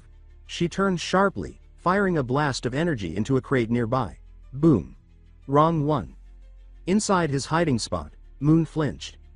The explosion sent dust into the cracks, choking the air. His hands trembled, eyes burning with unshed tears. Maybe, he whispered to himself, maybe he should just give up. At least in the basement, he had food. Safety. Anne took care of him. But even as she hovered in the air, searching for signs, Anne found nothing. No shift in wind. No magical signature. Was he really gone? With a flick of her hand, she summoned her wings again and lifted off, vanishing down the tunnel in search of him. 10 minutes passed. The dust began to settle. Silence returned. Moon hadn't moved. His breath was shallow, body tense, every muscle waiting. Still no footsteps. No energy spikes. No movement. He finally exhaled. Looks like she really left, he whispered. He reached for the cabinet door, hand trembling with relief. But the moment his fingers touched the handle, he froze. His eyes widened in horror. A chilling presence swept through the tunnel, followed by a deafening boom. Anne stood before a shattered crate. Magic still crackling around her. Her red eyes glowed faintly as she scanned the wreckage. Empty again. She stared at it, disappointed, and quietly questioned if she had imagined something. Then, conjuring a thin blade of magic into her hand, she decided it didn't matter. She stated that she must find the young master before anyone else did. Moving quickly, she worried the other maids, especially Noel. Might uncover the secret she had worked so hard to hide. She had to bring him back, discreetly and fast. Meanwhile, Moon hadn't moved. Not because he was hiding. He had fainted. The shock of Anne's sudden return and the explosion had overwhelmed him. He sat dazed, mouth slightly open, lost in space. Then, thunk. A light tap on his head. He blinked. A second knock, softer. He gasped awake and panicked instantly, convinced she was back. In a frenzy, he burst out of the cabinet, tripped on a wooden shard, and landed face first on the ground. When he looked up, he saw it. The black book, floating calmly in the air. He clutched his chest and muttered that it was just the book, not her. Still shaking, he reminded himself that she had returned, and he had passed out. Now, he was alone. He checked the book. Half an hour left. He calculated that he had 30 minutes before she doubled back or searched the exits. His expression hardened. He had no time to waste. She might be nearby, or worse, waiting outside. He summoned his energy. Purple shadows surged through his veins. Shadow step, full power. He launched forward, twisting through the sewers until a faint glow appeared ahead, the exit, but a massive wooden cabinet blocked the path. Gritting his teeth, he rammed into it, pushing just enough space to squeeze through. He pulled himself up and into the open air. Rain pounded him instantly. He looked up. The sky over the Duke's mansion was a storm of black clouds. Lightning split the sky. Thunder followed, shaking the ground. He stood still in the downpour, soaked and trembling, but free. He raised his hands and let the rain wash over his face like a baptism. His voice shook with awe as he said he'd made it out. Then, laughing through the storm, he spun in place and shouted that this was freedom. He froze, slapped both hands over his mouth, and reminded himself not to shout. She could still hear. He scanned the area. No glowing eyes, no pressure, she was gone. He muttered that light magic had given him away before and he wouldn't make that mistake again. He exhaled. He needed to escape the mansion, the capital, everything. He hadn't risked all of this just to be dragged back. And so, he ran. Into the rain. Into freedom, or whatever was left of it. The sky over Belland Plain began to clear. Early rain faded, and a stretch of blue slowly pushed through the clouds. Moon lay sprawled on the grass, arms and legs stretched as if gravity had finally shown mercy. His chest rose slowly. He whispered that after 2 days and 2 nights, he had finally escaped the capital. The wind brushed his cheek gently. After so much tension, the quiet felt unreal. Too peaceful. Tempted by the calm, he considered a nap, but reminded himself he wasn't safe. Anne was still out there. With a breath, he stood, dusted off, and looked toward the horizon. He thought about the distance. Either Campbell Territory or Santa Maria College. College was closer. Without delay, he moved to Lake Belland's edge. He knelt, splashed the cold water on his face, and jolted his senses awake. He scrubbed away the dirt clinging to his skin and hair. He whispered to himself to keep the momentum going and head straight for Santa Maria. Then, voices. Rough. Across the lake. One man shouted, demanding to know if they thought he was dead. Moon turned sharply. On the far side stood 3 men and a girl. The men wore mismatched cloaks, visible weapons, and the kind of swagger that screamed bandits. The leader, wearing a red cloak and a scar over one eye, smirked confidently. A braid dangled from his shoulder. His 2 flanks, one with a red ribbon over his eye, the other bald and built like a boulder, stood beside him. The bald one carried a sword the size of a door. In front of them stood a girl, young, calm, and composed. A burgundy cloak draped over her shoulders. A basket of vegetables in one hand. A wand in the other. She looked like she'd just returned from the market. She declared that she was an adventurer and asked if they were ready to face the consequences. The scarred man scoffed and said that while she might be a magician, she was alone. No backup. No muscle. As he taunted her, she quietly stepped back. Her grip on the wand tightened. She was calculating, not afraid. She pointed out how bold it was to rob people in broad daylight and asked if they weren't worried a hero might show up. The scarred man laughed and said that no hero was coming. They'd already scouted the area. He then proudly explained their process. The man in the white cloak raised his hand dramatically and said they made a plan in advance. The bald one added that they always cleared the work route. Then, in sync, they proclaimed that they identified the target and made sure everything was foolproof. That, they said, was professionalism. They looked smug. Too smug. The girl remained steady, still stepping back, wand in hand. The leader suddenly drew his sword. The blade gleamed in the morning sun. He warned her not to move again, saying he knew she was trying to gain casting distance. One more step, and he'd slice her wand hand off. She froze, gripped tight on the wand. The leader flicked his fangs and mocked the idea of a hero. He told her no one was coming. They had made sure of it. Then, a splash. A figure shot across the lake like a dart. Messy blonde hair, tattered clothes, but a posture full of reckless purpose. Moon had arrived. He shouted across the water, telling the bandits to back off. Water streamed down his arms as he scrambled ashore, chest heaving and hands planted on his hips. His arrival startled the 3 men. The 2 subordinates yelped and ducked behind their leader. The one in white squinted and pointed out that he recognized the hair and clothes. He exclaimed that it was the blonde mermaid. The bald one corrected him irritably, saying that it was clearly a guy. Moon stepped forward and called out the obvious. 3 against 1? If they were really so bold, he challenged them to try him instead. To his surprise, the scarred leader smirked and agreed without hesitation. Moon blinked, confused by how fast things had shifted. The leader waved his hand, signaling the girl was free to go. His 2 henchmen exchanged confused glances, not understanding the change in plan. But the girl didn't budge. She stayed where she was, silent under her hood. Moon grew nervous. He gestured to his ragged appearance, explaining he had nothing of value, not even spare change. He half-joked that he could get their contact info and wire money later as a gesture of goodwill. The scarred man laughed and calmly sheathed his blade. He said he wasn't interested in money. With a dark glint in his eye, he explained that Moon wasn't just some wanderer. He was a rarity. Then he declared that he had changed his mind. He ordered his men to capture him instead. His henchmen hesitated for half a second before moving in. Moon's eyes went wide with panic. This was not how it was supposed to go. He turned and ran, yelling that he was only trying to help, demanding to know why this was happening to him. The 3 men gave chase, their laughter echoing through the field. Behind them, still and silent, the girl watched. Her grip on the wand in her hand tightened. Then she closed her eyes, whispering a chant under her breath. She called upon the spirits of fire. Red sparks crackled around her wand as the air shimmered. Then, without warning, flames exploded outward in a roaring wave, consuming the field ahead. A deafening boom followed. The bandits' laughter turned to screams. Moon skidded to a stop at the lake's edge and turned around. His eyes went wide at the sight of a wall of fire lighting up the landscape behind him. Heat brushed his face as awe set in. The girl stepped calmly forward and announced that the bandits had been dealt with.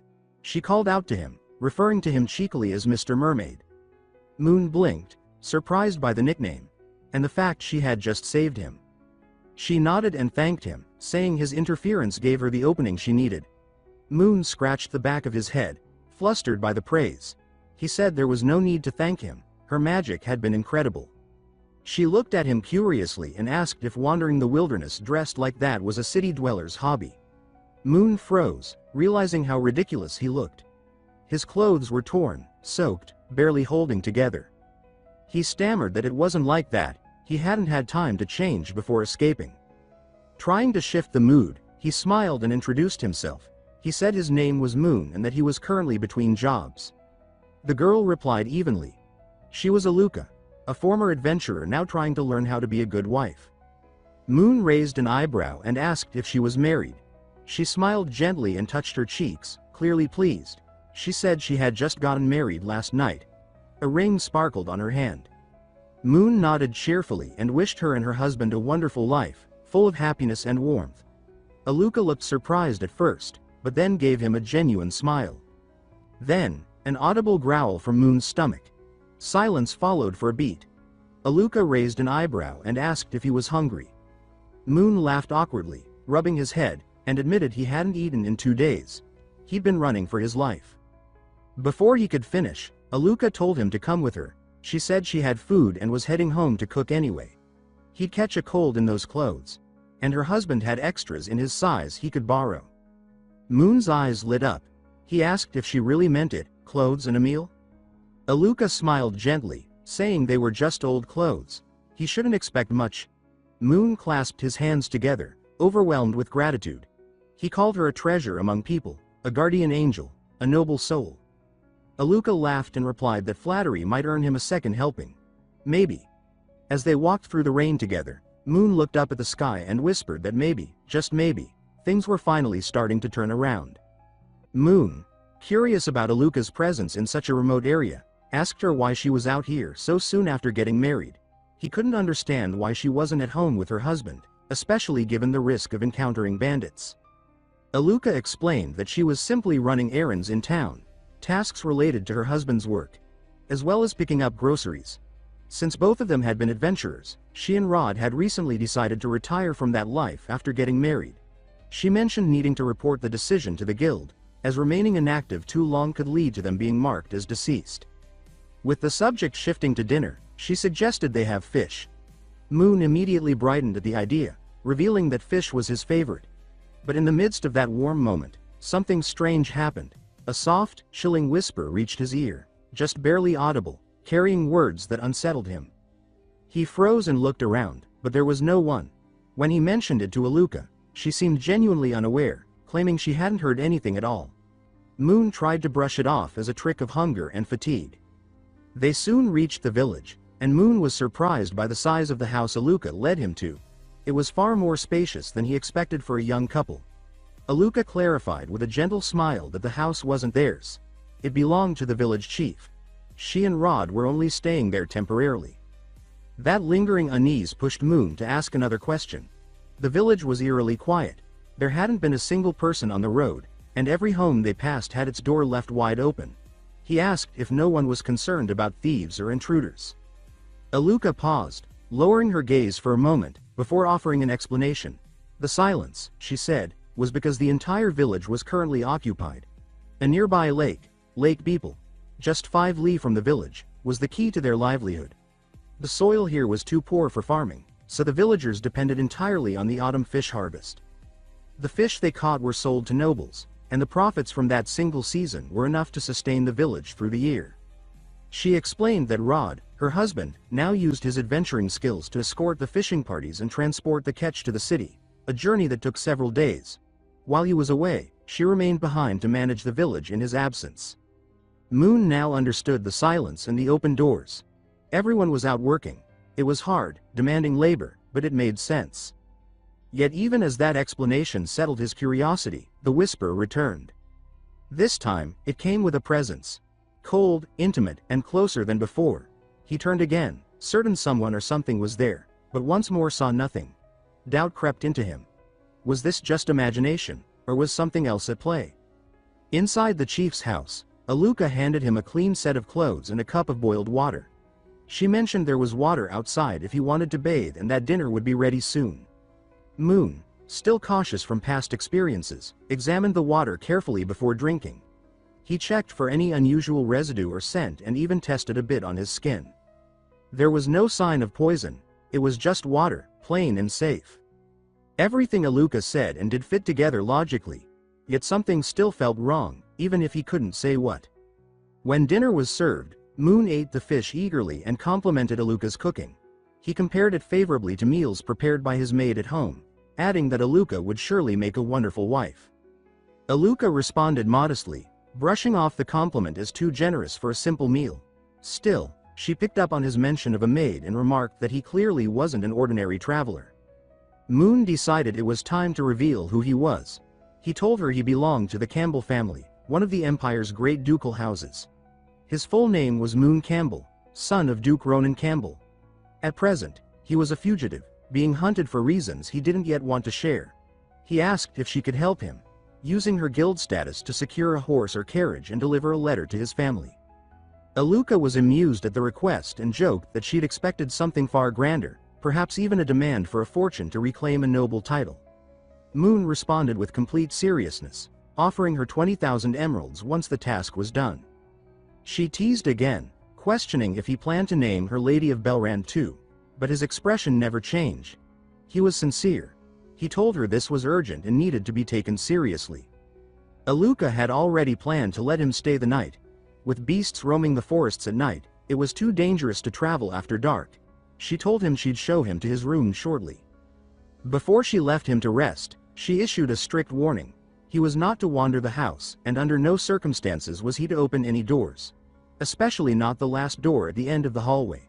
Behind it, she said, were freshly butchered animals hanging to dry. If that door were opened now, the scent of blood would fill the house and possibly attract predators. She also noted that the other rooms weren't hers to enter, so she expected the same respect from him. Moon gave his word that he wouldn't go exploring. She wished him good night and left, but once she turned away, her demeanor changed entirely. Her pleasant expression vanished, replaced by something far colder. In a low voice, she muttered that it was unfortunate he wouldn't live to see tomorrow. As she walked away, a red sigil began to emerge across her chest, glowing faintly beneath her clothing, like ink drawn by fire. She continued muttering softly, almost reverently, repeating that alive, the young master meant something, but dead, he would be nothing. She added one final, chilling phrase. He would be the last offering to the goddess of love. Elsewhere, Anne was on the move. She had been tracking Moon for some time and now had proof the trail was still fresh. A scrap of cloth caught on a branch still carried the scent of its owner. That scent belonged to the young master. Anne noted how far the boy had run, but didn't seem impressed. Escape was impossible. This hunt was already over. The target simply didn't know it yet. Back in the village, inside the chief's house, Moon had finally drifted into a deep sleep, unaware that every move he'd made had already been accounted for. Every choice had led him exactly where someone wanted him to be. Unaware that the next day might never come. In the dead of night, Moon woke suddenly, his bladder protesting the amount of water he'd drunk earlier. As he sat up, a sharp barking sound reached his ears from outside. For a moment, he wondered if Aluka kept a dog, though he didn't recall seeing one during the day. Curious, he stood and started to check. Before he could take more than a few steps, a voice behind him made him freeze. Aluka was there, asking why he was up so late. He explained that he had just woken with the urge to use the toilet. She acknowledged it casually, then responded to his question about the barking by claiming it was indeed her dog. According to her, it was the most handsome and well-behaved dog in the world, likely barking tonight because of hunger. Relieved that he hadn't imagined the sound, Moon said that he had always loved dogs and had dreamed of owning one for years. He asked if he could see it. Aluka turned him down gently, saying that her dog was shy around strangers and preferred staying hidden in its room. Accepting the explanation, Moon made his way toward the toilet. As he left, she reminded him not to mix up the doors. The toilet was right next to the well. Once he was out of her sight, her demeanor changed entirely. Her expression sharpened, her eyes cold and unreadable. At the toilet, Moon wrinkled his nose. The stench was intense, overpowering. He couldn't help but wonder if this place had ever been cleaned. Then the barking came again, louder this time, and from just ahead. The sound drew his attention to a nearby window, where he assumed the dog must be kept. Driven by curiosity, he edged closer, peering through a narrow gap. He expected to glimpse fur or paws, perhaps even a tail wagging. But what he saw instead made his blood run cold. Aluka was inside, speaking sweetly to someone kneeling on the floor. She told the person to eat up and stop barking.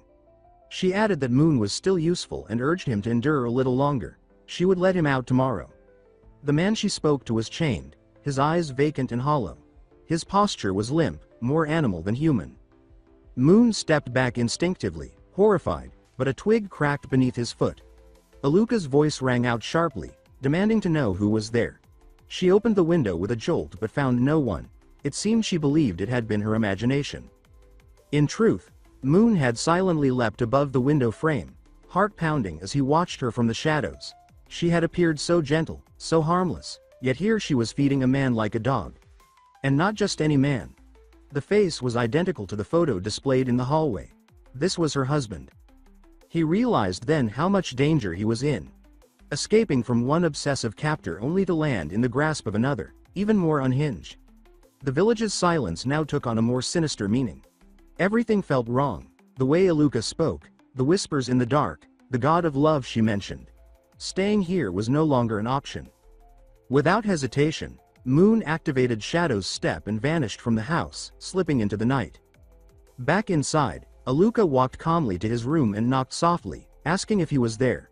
When there was no response, she pushed the door open and found it empty. A surge of power rippled through her. She punched the nearby cabinet, shattering it into splinters. Anger flared.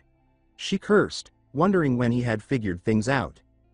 Before she could act further, another knock came at the door. Her expression narrowed. Could it be him returning?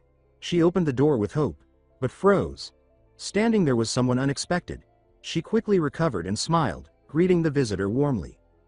Inside, Anne, dressed in a maid outfit, was addressed as Master, and Aluka commented on the choice of attire, calling it adorable. Anne explained that she had left the estate in a hurry and hadn't had time to change. She also questioned why Aluka referred to her as Master, insisting she had never taught her anything. Aluka responded enthusiastically. She said that it was those very words from Anne that had given her the courage to become her true self. Because of her, she dared to confess to her beloved Rod. Aluka then brightened, asking if Anne would like to see the result of her efforts. Anne agreed to wait, but her nose twitched. There was a faint trace of Moon's scent lingering in the air, mixed with something darker, blood. Soon, Aluka returned, leading a man by a chain. Anne raised an eyebrow at the sight. Aluka introduced him proudly as her beloved husband, telling Rod to say hello. The man gave a low, submissive bark and blinked up at them. Anne chuckled at the scene, commenting that apparently some couples lived like this. Aluka dismissed the remark modestly, saying that compared to her guest, she still had a long way to go. She claimed that her guest would have already made her lover submit fully, both body and soul. But Anne didn't take the praise lightly. She admitted that it was her own carelessness that had allowed her young master to escape. The words clicked in Aluka's mind, and she asked if her guest's lover was Mr. Moon. Realizing the connection, Anne's expression shifted. She asked where he was now. Aluka confirmed that Moon had been here earlier. She led her guest to the room he had stayed in and explained that she had found him on the road that afternoon, dressed in rags. Out of pity, she had let him stay. But earlier in the night, she had heard a noise and discovered the room empty. Moon had been gone for less than 2 hours, she added quickly. Reassuring N, she mentioned that she had learned a hunter's tracking spell, one that could reveal footprints even at night. She was confident that if they left immediately, they could still catch him. As she began preparing the spell, she issued a final warning. She told Anne not to wander around, as the house didn't belong to her, and certain rooms were better left unopened. It was safest to remain right where she was. Anne agreed without protest and said she would wait. Once Aluka had left the room, Anne lay down on the bed Moon had used earlier, clutching the pillow tightly to her chest. She whispered to herself, addressing the boy who had fled.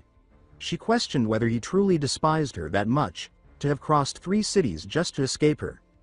The scent on the pillow still lingered, and the weight of his absence hung over her like a curse. Then, from the corner of the room, a low sound caught her attention. Aluka's husband, Rod, was still there, slumped in the shadows like a forgotten relic. A faint cry escaped him, as if his broken mind was briefly resurfacing. He mumbled, trembling, repeating that everything was gone. His voice shook with fear and something deeper, awareness clawing its way back to the surface. Anne hurried to his side, asking if he was all right. Rod's grip tightened around her hand with sudden intensity. His voice rasped a warning. She needed to leave. Now.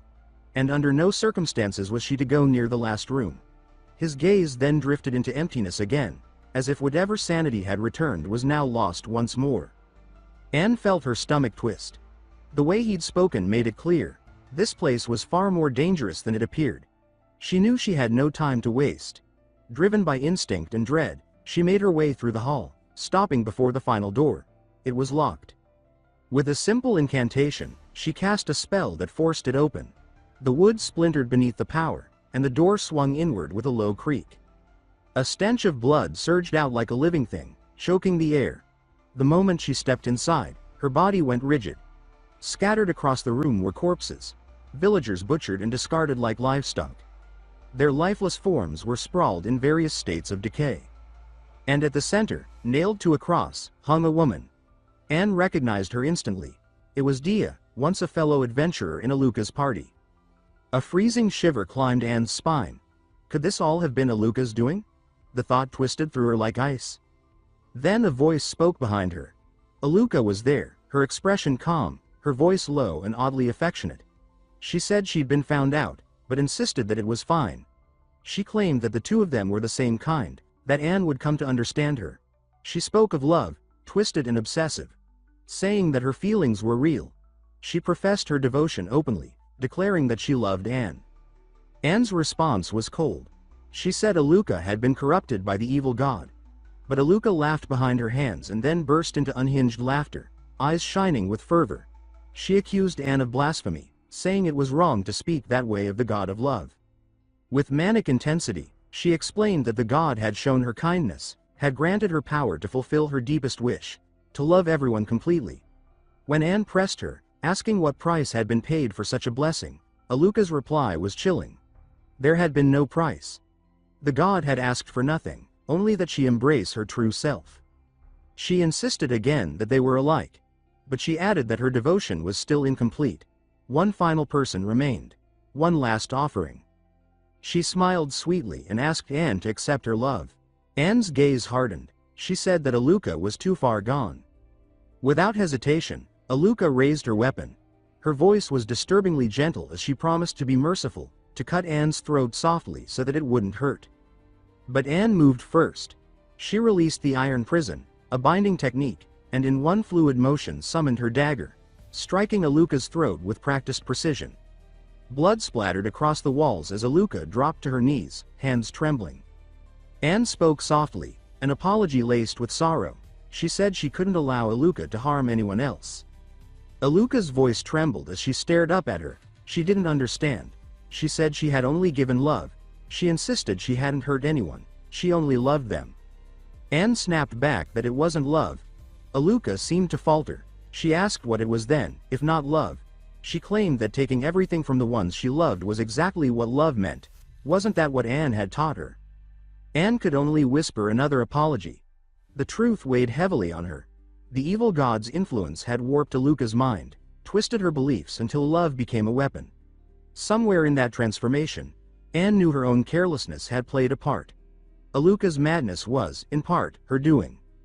She promised that once she found Moon again, she would return and give Aluka the burial she deserved.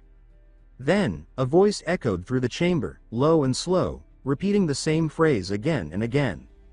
I love you. Blood seeped from the floor, pooling unnaturally, swirling as if alive. The air thickened. From that crimson pool, something began to form. Something monstrous, ancient, and divine. Anne recognized it immediately. The god's true body had arrived. Meanwhile, Moon was still running. His breath ragged, legs aching. After what felt like hours, he finally slowed, believing he had put enough distance between himself and that cursed village. He thought it was safe. He allowed himself a moment to rest.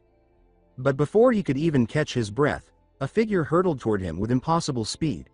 The impact shattered the trees nearby, leaving a smoking crater in the forest floor.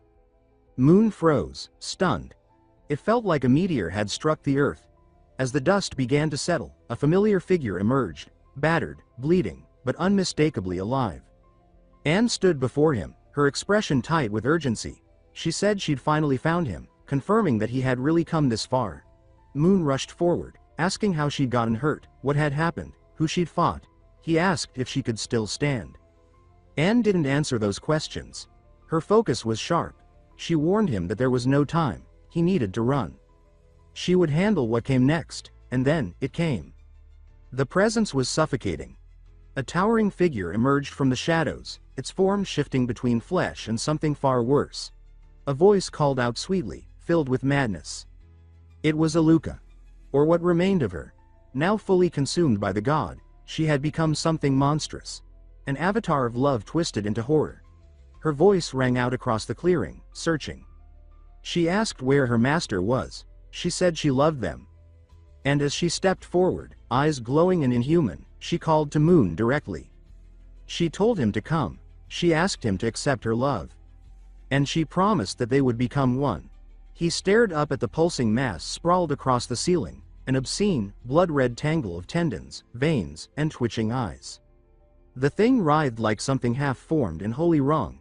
He voiced his confusion aloud, wanting to know what exactly he was looking at. In response, the fleshy blossom peeled open, revealing a grotesque maw of blinking eyes and quivering muscle. A voice oozed from within, syrupy and bright with madness. It greeted Mr. Moon warmly, saying it recognized him, and added, almost as an afterthought, that it loved him too. The thing stirred as if delighted by his presence. A sudden rain of scarlet limbs hurled down like spears. Moon staggered back, heart pounding, breath torn from his lungs. He fled into the open night, only one name rising to his mind, Aluka. Then, from the side, a blur of motion. Anne surged into view. She shouted for the young master to take cover, flung an arm around his waist, and yanked him aside just as a shockwave of crimson energy tore the ground where they'd been standing moments before. The impact sent them tumbling, grit grinding beneath her boots as heat licked her back. A sharp sting bloomed along her calf. Flying debris had sliced her. He forced himself upright, cursing under his breath. Of course there had been something wrong with Aluka. He hissed that it hurt. The maid steadied him and he said her name, Anne. He pointed down, warning her that his feet were bleeding. She drew a breath and insisted she was fine. She stepped ahead of him, eyes hard. She said she would stop the enemy here and that the young master must escape, immediately. He began to object, but she cut him off, promising she would finish the battle and return to his side, bringing him safely back to the Duke's mansion when it was over. The forest ahead rippled as if something massive breathed through it. The darkness burst open in a tide of living red. A voice emerged from the crimson swell, purring that it had found its master again in Mr. Moon. The monstrous form expanded, tendrils rearing high as if eager for an embrace. It murmured that the timing was perfect. Then it screamed, demanding that they accept its love together. Anne stood firm, exhaling through clenched teeth as silvered shadow pooled at her feet. Moon thought that his shadow step had reached 200% and vowed to unleash his full firepower. The world blurred as the attack rushed at them. Moon dashed behind her, reaching out and pulling her away just before another bladed limb could reach her. Mid-dash, she turned her head and asked why he had come back. His voice was tight, his answer sharp. He said she couldn't lie. If she truly could defeat the monster, she would have already done so. The fact that she told him to run proved she had doubts. As another wave of red slammed down around them, he planted his feet and swept her into his arms. He told her plainly that even if she'd wronged him in the past, she was still his maid, and he wasn't about to stand by and watch her die. With a grim spark in his eyes, he added that, when it came to running away, he was a professional. He turned and burst into motion, Anne held tightly in his arms. Red spears sliced the air behind them, missing by inches. The ground erupted in jagged waves as the two of them wove through the chaos, darting through collapsing trees and fractured stone. Breathless, the sound of his breathing cracked and uneven. He gasped out fragments of words, trying to speak between wheezing chuckles. Anne caught his arm to steady him and called him young master. He met her gaze and told her they were almost safe. Just a little farther. But then, from over the next ridge, the crimson horror rose again. It screamed that they must accept its love, bellowing once more that it loved them. Moon pulled Anne close and instructed her to hold on and not let go. She stiffened, alarmed by his sudden tone, and questioned his intent, but before she could say more, he took off running and dove forward. They hit the water hard. Submerged beneath the surface, he watched the scarlet tide churn along the shoreline above. His mind raced. If his instincts were correct, the creature's body couldn't maintain cohesion underwater. That ability, it came with a weakness. He scanned the writhing form at the water's edge. Just as he suspected, it was unraveling, its shape no longer stable. He glanced at Anne beside him. She was struggling. His eyes narrowed with confusion. She couldn't swim. Without hesitation, he wrapped an arm around her. He hadn't expected things to go sideways now, but there was no helping it. He pulled her closer and pressed his mouth to hers, sharing his breath to keep her afloat. The two of them clung together in the blue stillness beneath the surface while the monster above slowly fell apart, unable to hold its form. On the shore, the creature's eyes scanned the water. It muttered that the scent of blood had vanished. It wailed that its love was so pure. Why wouldn't they accept it? Its voice cracked with grief. It screamed the question again. Why? Then, slowly, the massive form calmed. Thorns twitched like dying nerves. It whispered that perhaps it didn't matter anymore. Just one last offering remained. A sacrifice to the god of love. And though it admitted it was reluctant, it promised to go through with it.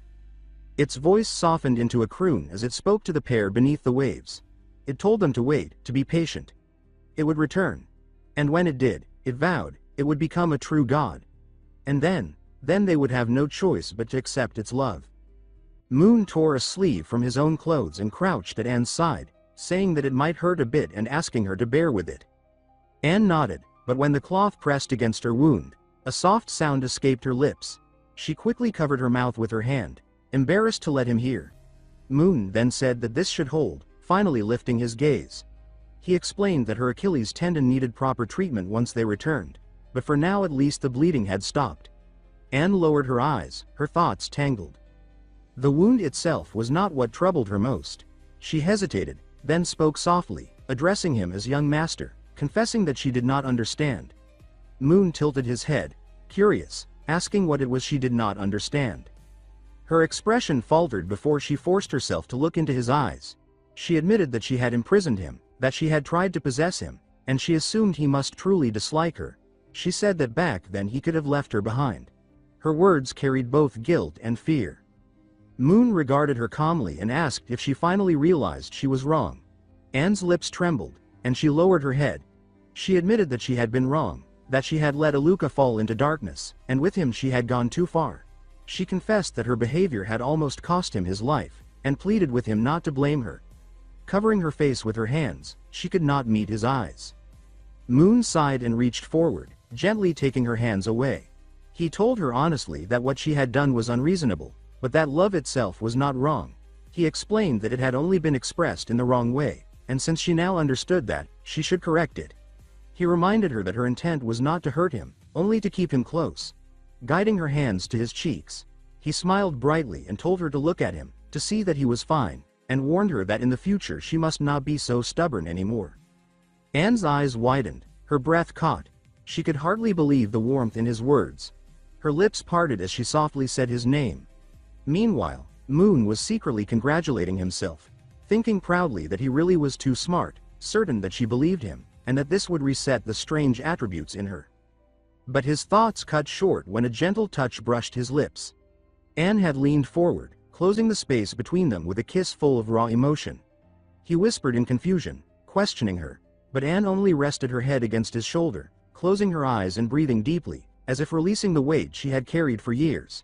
She said that he was still the same as 10 years ago, and that trying to change him had been the most foolish thing she had ever done.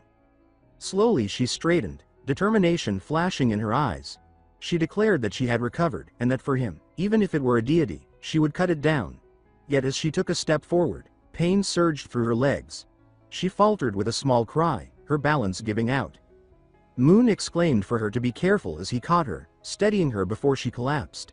He let her lean gently against him, frowning at her weakness. He told her she had lost too much blood and must not push herself. Then he rose and walked to the cave entrance, peeking cautiously outside. After a quiet exhale, he said that for now it was clear that they were safe. Turning back to her, he asked softly if she had just said that Aluka was an evil follower.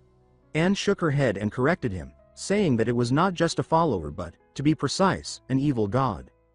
Moon blinked in surprise, repeating the words, "Evil god?" Anne explained in a serious tone that Aluka's condition was similar to her own, but with a difference. Those chosen by gods received their power as a gift, while evil followers traded with evil gods, paying a terrible price in return. She said she could feel it. Aluka's transformation, her strength. She was no longer just a follower. She had become something worse, a monster wrapped in blood and bound hands, the unmistakable mark of an evil god's control.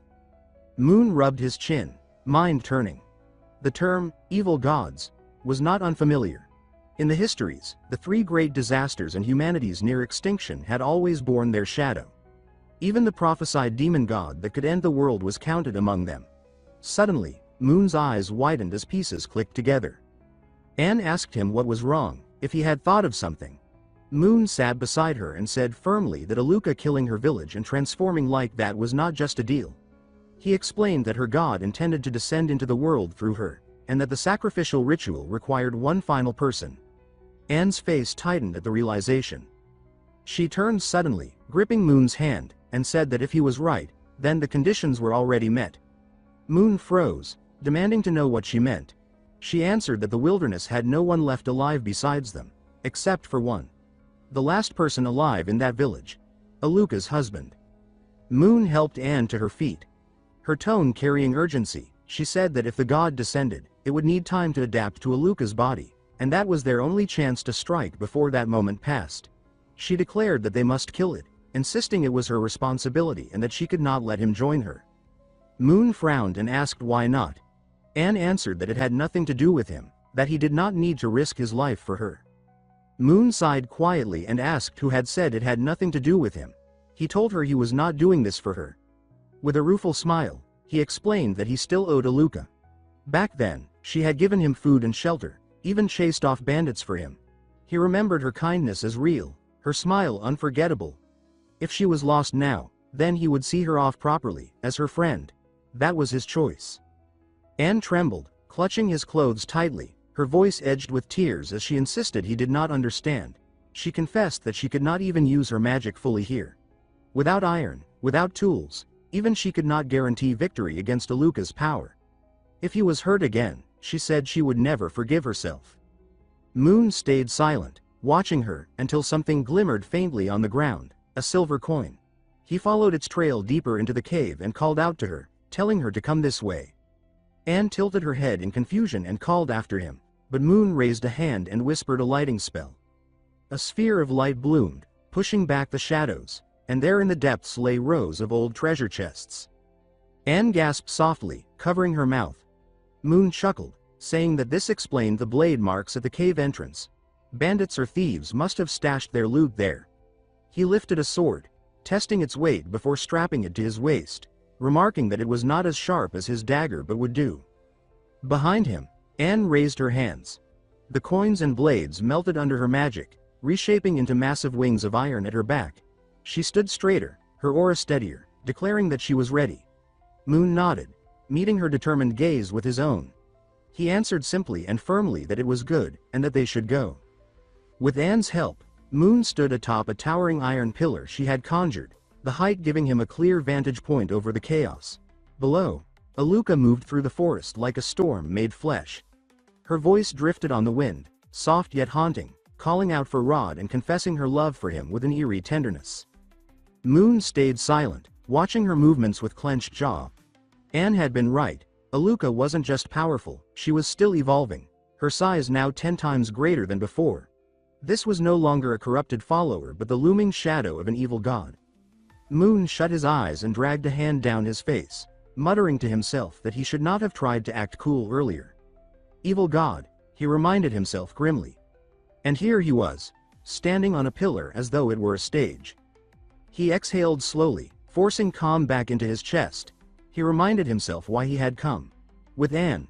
Running would leave her to die. Straightening, he brushed his bangs aside, narrowed his eyes at the devastation below, and steadied his voice. He told himself that whatever Aluka had become, evil god, corrupted lover, tonight it would end.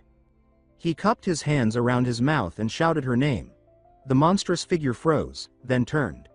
Recognition sparked in her eyes, and she said with a feral smile that it was Mr. Moon, asking if he had finally come to accept her love. Moon lowered his head, chuckled softly, and curved his lips into a sly grin as if everything were already written. He told her he would never accept her love, because he was a paratrooper. With that bizarre declaration, he leaned forward and jumped. The iron pillar shrank above him as the air roared past his ears. Mid-fall, he shouted that Paratrooper 1, Moon Campbell, was ready. Aluka tilted her monstrous head, confused. She opened her jaws and unleashed a flood of blood, surging upward like a tidal wave to catch him, while she lunged forward, arms wide, eyes glowing with feverish adoration as she cried his name. But Moon's smile only deepened, not with fear but with confidence. He thought to himself that she was coming, just as he had expected. Because before this dive, he and Anne had prepared. Their goal was not to kill her and not to awaken her either. What they needed was to find the source of the contamination. The object binding the evil god to her. A ring, a necklace, some kind of charm. It had to be close, for power never appeared from nowhere, not even for gods. Anne had frowned earlier, puzzled, as Moon explained their plan. She was to suppress Aluka with her power while he searched for the source. 10 minutes, he told her. If he could not find it, they would retreat. Anne had hesitated, admitting that even with more iron she might not be able to hold Aluka down. But Moon had reassured her with a smile, telling her not to worry, that he would draw Aluka's attention and lower her guard. When the moment came, she only needed to strike and seize the opening. They landed in a clearing where the forest hushed as if holding its breath. Anne set Moon down carefully, her voice trembling as she said absolutely not. Aluka might not yet be fully sacrificed, but she was still an evil god, and if someone had to take the risk it should be her. Moon's reply was calm yet firm. He told her that he knew how dangerous Aluka was, but there was no one else. He admitted he could not fight, and that made him the bait. She, on the other hand, was his greatest strength, the finest maid their family had ever known. If there was anyone he could entrust his back to, it was her. Anne's eyes widened, his words striking her more deeply than she expected. For a moment, her breath caught.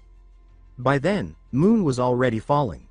Blood surged from Aluka, countless crimson arms stretching upward to seize him. His voice cut through the night as he called Anne's name. At once, the towering pillar of iron dissolved into waves of magical energy.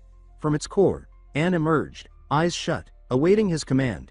Now awakened, she spread her hands, and the silver tide around her split into hundreds of glowing short swords. With a sweep of her arm, they streaked forward like missiles, their brilliance slicing the forest air. Aluka snarled and summoned spikes of blood to shield herself, but the blades struck too quickly. Steel clashed against crimson, piercing through her defenses with explosive force. Holes tore open across her monstrous body, her twisted smile faltering for the first time. Anne was already there, blade in hand, her speed cutting through the night like lightning. Aluka tried to raise another wall of blood, but it was too late. Anne's sword plunged deep into her body. Blood spilled from Aluka's lips, yet her expression softened as she asked, voice trembling, if her master had truly returned. Anne's gaze was steady as she answered calmly that she had come back, to save her. She tightened her grip on the sword and summoned a gleaming silver spear in her other hand. For the first time, her heart carried no hesitation. Her choice was made. A gaping hole split open in Aluka's chest, where a new body of blood began to take shape, spikes jutting outward like crimson vines ready to strike. With a casual wave of her hand, she sent the bloody appendages lunging toward Anne, her smile twisting into something almost playful as she whispered that she loved her, even as the attacks rained down. Anne braced herself, tightening her grip on her magic. She called for Silver to obey her command. Energy surged through her right hand, forming a massive spear. Locking her gaze on Aluka, she found her opening and hurled it with all her strength. The spear ripped through the air and struck its mark. Hovering below, Anne shielded her eyes, straining to read the damage. For a heartbeat there was silence. Then Aluka's voice drifted down, steady, mocking, and cruel. She declared that silver might be the bane of spirits and demons, but against her it was useless, because she was a god. The silver spear dissolved instantly, consumed by Aluka's blood, leaving Anne's face taut, her expression unreadable. Before Aluka could continue, a sharp voice cut through the air. Moon cried out a dramatic attack name, unleashing what he called his super lightning whirlwind slash. Aluka's eyes widened as he dropped from above, sword raised high. In a flash, his blade carved across her shoulder, tearing a deep wound and drawing a flood of blood. Landing lightly, Moon allowed himself a faint grin. But Aluka turned on him immediately, snarling that she had caught him. Anne realized the danger and threw out her hand, calling upon her iron defense. Her magic streaked forward, forming a thin shield between Moon and Aluka's assault. Even so, his body was hurled like a ragdoll, crashing through earth and stone before skidding to a halt. Clutching his stomach, he forced out a cough and grimaced, muttering that this was the power of an evil god. Without Anne's intervention, he admitted, he would already be dead. Aluka raised her hand with eerie calm, blood gathering into a sphere so massive it rivaled her body. She said with amusement that she had noticed him all along, and she had been waiting. With chilling grace, she hurled the orb toward Moon like a missile in the night. Anne's heart sank, her cry breaking the air as she shouted for her young master. But Aluka's gaze cut sharply to her, and she whispered that she should not hinder her. Blood surged, twisting into a massive crimson hand, which swung at Anne as if swatting away a fly. The impact hurled her through the air. She buried her blade into the ground just to stop her tumble. Blood trickled from her lips, her head ringing as she whispered helplessly that she had failed. Aluka's brows furrowed as her gaze swept the forest. She muttered about cheap tricks, demanding to know where Moon was hidden. Anne's fury boiled over, her grip tightening on her sword as she shouted how dare Aluka hurt her beloved young master. She launched forward, silver steel clashing against Aluka's newly formed blood-red sickle. Perhaps it was that clash that stirred Moon. He groaned, trembling from a deep wound in his abdomen, sweat dripping from his face. Just as he thought he might collapse, a hand patted his shoulder gently, steadying him. A stranger knelt beside him, urging him to hold on, sliding a red potion to his lips and telling him to drink. Shock filled Moon's eyes when he turned to see who it was. He gasped that it was Aluka's husband. He thanked the man, calling him brother, admitting that without him he would have died. Moon's chest tightened as he asked what was happening. Rod's gaze was heavy as he said Miss Anne was holding Aluka back, but she would not last long. Moon clenched his fist, burning with questions. He asked why Aluka had become like this, insisting Rod should know. Rod confessed he did not know when she had fallen under the evil god's influence, but he knew it was his fault. If he had seen her pain earlier, perhaps none of this would have happened. He looked up with grim resolve, declaring that now her mind was consumed, and as her husband he must stop her no matter the cost. Moon placed a hand to his chest and said firmly that then they would fight together. Rod hesitated, but then recalled something. His eyes darkened as he explained that there was a mark on her chest, a sigil growing redder with every sacrifice of blood. That was where the evil god resided. Meanwhile, Aluka cried out, her voice raw with accusation, saying she wanted only love. Anne did not answer. She wrapped herself in iron wings, their feathers clanging as wicked arrows slammed against her shield. Aluka screamed that Mr. Moon and Rod were gone, that Anne was the final sacrifice, her beloved, and the ritual must be completed. But then a familiar voice cut through the chaos. Aluka looked down in surprise, seeing Rod with Moon at his side. Her expression flickered with delighted possessiveness as she purred that Rod had delivered exactly what she wanted. Anne saw them, pivoted, and lashed out. Swatting arrows aside, she conjured an iron scythe and raced for Moon. Aluka read her intent, throwing a gargantuan bloody fist to intercept. Anne gathered every last scrap of magic, forging a massive iron shield. For a heartbeat it worked. The fist slammed, the shield groaned, before shattering under the weight. The force pinned her into the earth as dust roared upward. Aluka drifted down in her human form, moving with the softness of a lover reunited. She crooned to Rod, her voice sweet, victorious, and deluded, promising a future where the god of love would undo everything so they could live together forever. But Rod's face shifted.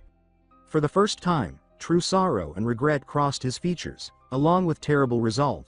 With tears breaking free, he whispered that it was his fault. Then, in a move that shattered the moment, Rod seized Aluka's hand, raised his sword, and plunged it into her chest. The world seemed to hold its breath. Aluka had not expected this betrayal. While hiding, Rod had whispered a plan to Moon, a dangerous strategy to exploit the uneven reach of Aluka's blood-formed body. After calm explanation, Moon had nodded, smearing soil on his face to mimic blood, feigning weakness. He had declared that he would be the bait, insisting that if anything went wrong Rod should remember, they would only fall after him. He had vowed that when the sun rose tomorrow, both of them would still be alive. Rod had smiled knowingly, thanking him. Now, blood spilled from Aluka's lips as her monstrous form faltered. Rod shouted for Moon, ripping his sword free and stepping aside, opening the path. Moon flashed behind her, hand plunging into the wound, eyes widening as his fingers closed around something solid. He yanked it free, a small red statue, slick with blood. But Aluka roared, her fury shaking the forest. A blood blade formed in her hand, and she lunged. Moon barely had time to flinch before Rod moved, shielding him. The blade pierced Rod clean through. Moon froze in horror as Rod's blood sprayed. Aluka's rage faltered. Her eyes blinked clear, as though waking from a nightmare. She cried out his name in anguish. Rod's body trembled, but he forced a smile. Clutching the blade in his chest, he whispered that he had told her he would be with her until the end. Tears spilled down her cheeks. Her grief twisted into a roar that shook the forest. Blood exploded outward, swallowing her and Rod, rising into a towering crimson column. The gale was too strong. Moon was flung into a tree and dropped hard, coughing. He looked up in dread realization, muttering that destroying the token had only made her stronger, that the ritual was complete. The blood column pulsed, devouring everything around it. He spotted Anne unconscious, corruption curling toward her. With a shout, he forced himself up, his legs shaking, and unleashed his full shadow step, bolting like black lightning. He seized her hand, yanking her free, though the blood clung to his leg, dragging him back. A monstrous shape rose, jaws gaping to swallow them whole. Desperation surged. Moon's last thought was raw and simple: gamble or die. He roared to the black book to save him. The blood engulfed them, then silence. When Moon opened his eyes, the air felt weightless, the ground impossibly smooth. He was back in the black book's space. His voice was shaky, half relief, half disbelief, as he asked if it had pulled him in, and if it had a way to save Anne. The book bobbed like a nod, then tilted, gesturing upward. Moon scratched his head in confusion when the book gestured upward. He muttered if it meant to look up, then raised his gaze, and froze. Above him, a colossal eye opened in the void. His breath caught. His heart thundered as he muttered a curse, stunned by the sheer presence pressing down on him. A sharp weight struck his mind, forcing him to squint, and red letters carved themselves across his thoughts. Lord of the Crimson Sun, incinerator of all. God of world's end. Destroyer of life. Bringer of the final apocalypse. King of Wither. He raised his hands to shield his face, emotion swirling, and nervously whispered that this was an evil god. Anger quickly replaced fear as he seized the floating tome and shook it furiously, demanding why it had introduced another apocalypse instead of showing him how to save Anne. Heat rippled outward as the King of Wither stirred. Every nerve in Moon's body went taut. The fiery eye fixed on him, and its deep, resonant voice filled the space, asking if he was human. Moon straightened instinctively and stammered a respectful yes, addressing it awkwardly as Mr. Wither, then correcting himself. He asked what the god wanted of him, offering to do anything he could. Before he could say more, the god's question slammed into him like lightning. Do you want power? Moon forced a nervous smile, admitting that anyone would want power, especially that kind. He glanced at the black book, silently demanding if this was truly its plan to save Anne. The book did not hesitate. It flipped through its pages, releasing one that glowed with purple-black energy. Moon's eyes widened, muttering in disbelief, fearing it might anger the god. The King of Wither studied the paper, flames trembling with displeasure, narrowing its eye with a low hiss. And then, unexpectedly, the god declared that the transaction was complete. Moon's eyes went wide in shock. Flames roared around him as the god continued, its voice steady and commanding. It said it could lend him its power freely, but asked if he could accept the power of an evil god. Moon had never encountered one directly, much less been offered such a gift. Yet Anne's face filled his mind, and he whispered that if it were not necessary he would never touch evil power. But did he truly have a choice? She was waiting for him, the woman he loved, the one who walked by his side every day, counting on him. Resolute, he opened his arms toward the blazing eye and declared boldly for the king of Wither to come, saying he feared no evil god. A low chuckle rumbled from the flames, swirling faster, until they formed a massive fiery palm that extended toward him. The voice warned that whether he could endure it remained to be seen. Moon froze briefly at the lack of guarantees. Then the palm touched him. Scorching heat engulfed him. His skin blackened as red streaks seared across his body, evidence of the god's overwhelming power flooding into him. Through clenched teeth, he whispered that this was the price of stealing from a god. Then he roared, charging upward through the inferno. The flames no longer burned him. They reshaped him. Pain became power, agony became resolve.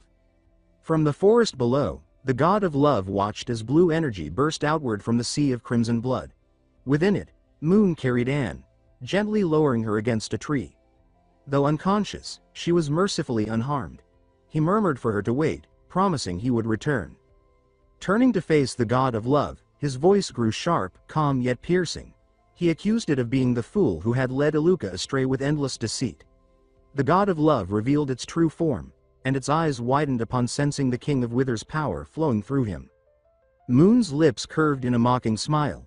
He asked if it was nervous now, taunting that a god should not tremble before a human.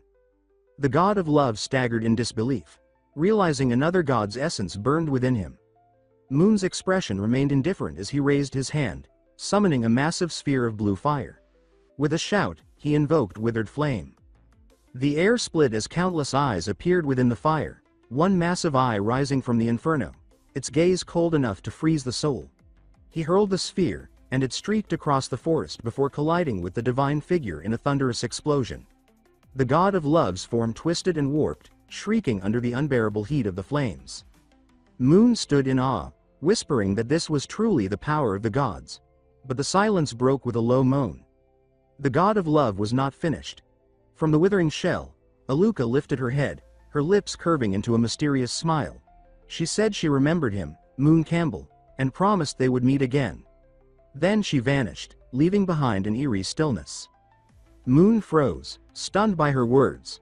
He muttered nervously, hugging his head, pleading that the god must be joking, that he was not worth remembering. He insisted it should chase Ariel instead. But the god of love was gone. He exhaled, tension draining as he told himself that if it returned, he would borrow the withered king's power again, problem solved. Then he heard a familiar voice. Turning, he saw Anne rushing to him, tears streaming. She threw her arms around him, clinging tightly, whispering through sobs if he was okay. Her hand stroked his back, trembling. Moon gently embraced her, telling her that he was fine, that everything was over, the evil god dealt with. She blinked, asking softly if he had defeated it. He froze, scratching his cheek nervously. Though he knew the truth of the withered king's aid, he kept his expression steady. He told her they had found the core and destroyed it, crediting the victory to a joint effort between himself and Aluka's husband. He pointed to a massive pit nearby. As smoke thinned, Aluka's figure appeared. His tone softened as he said she still breathed, but not for long. They hurried. Anne covered her mouth, her heart breaking. Aluka noticed her approach, lips trembling as she whispered weakly if it was truly her master. Anne crouched beside her, answering gently that it was. Aluka blinked slowly, sensing the evil god's departure. She asked if it was truly over, and Anne assured her with steady eyes that it was. Relief shifted swiftly into sorrow as Aluka whispered apologies, confessing that she had deceived her. She spoke of Rod, how he had confessed but had chosen responsibility over love because Tia carried his child. Anne's chest ached at the story. But then Aluka revealed the devastating truth. That Tia's pregnancy had been a lie, exposed only through tragedy. Anne wept. Aluka's voice quivered as she whispered that love was fragile, so easily shattered by a single lie. She admitted she had wanted Rod's love so desperately that she lost everything. With trembling breath, she pleaded for her master to prove that love could still create something beautiful. Her body dissolved into drifting black particles, scattering into the sky. Golden rays of dawn touched them, as if even the sun sought to grant Aluka one final moment of warmth before she faded forever.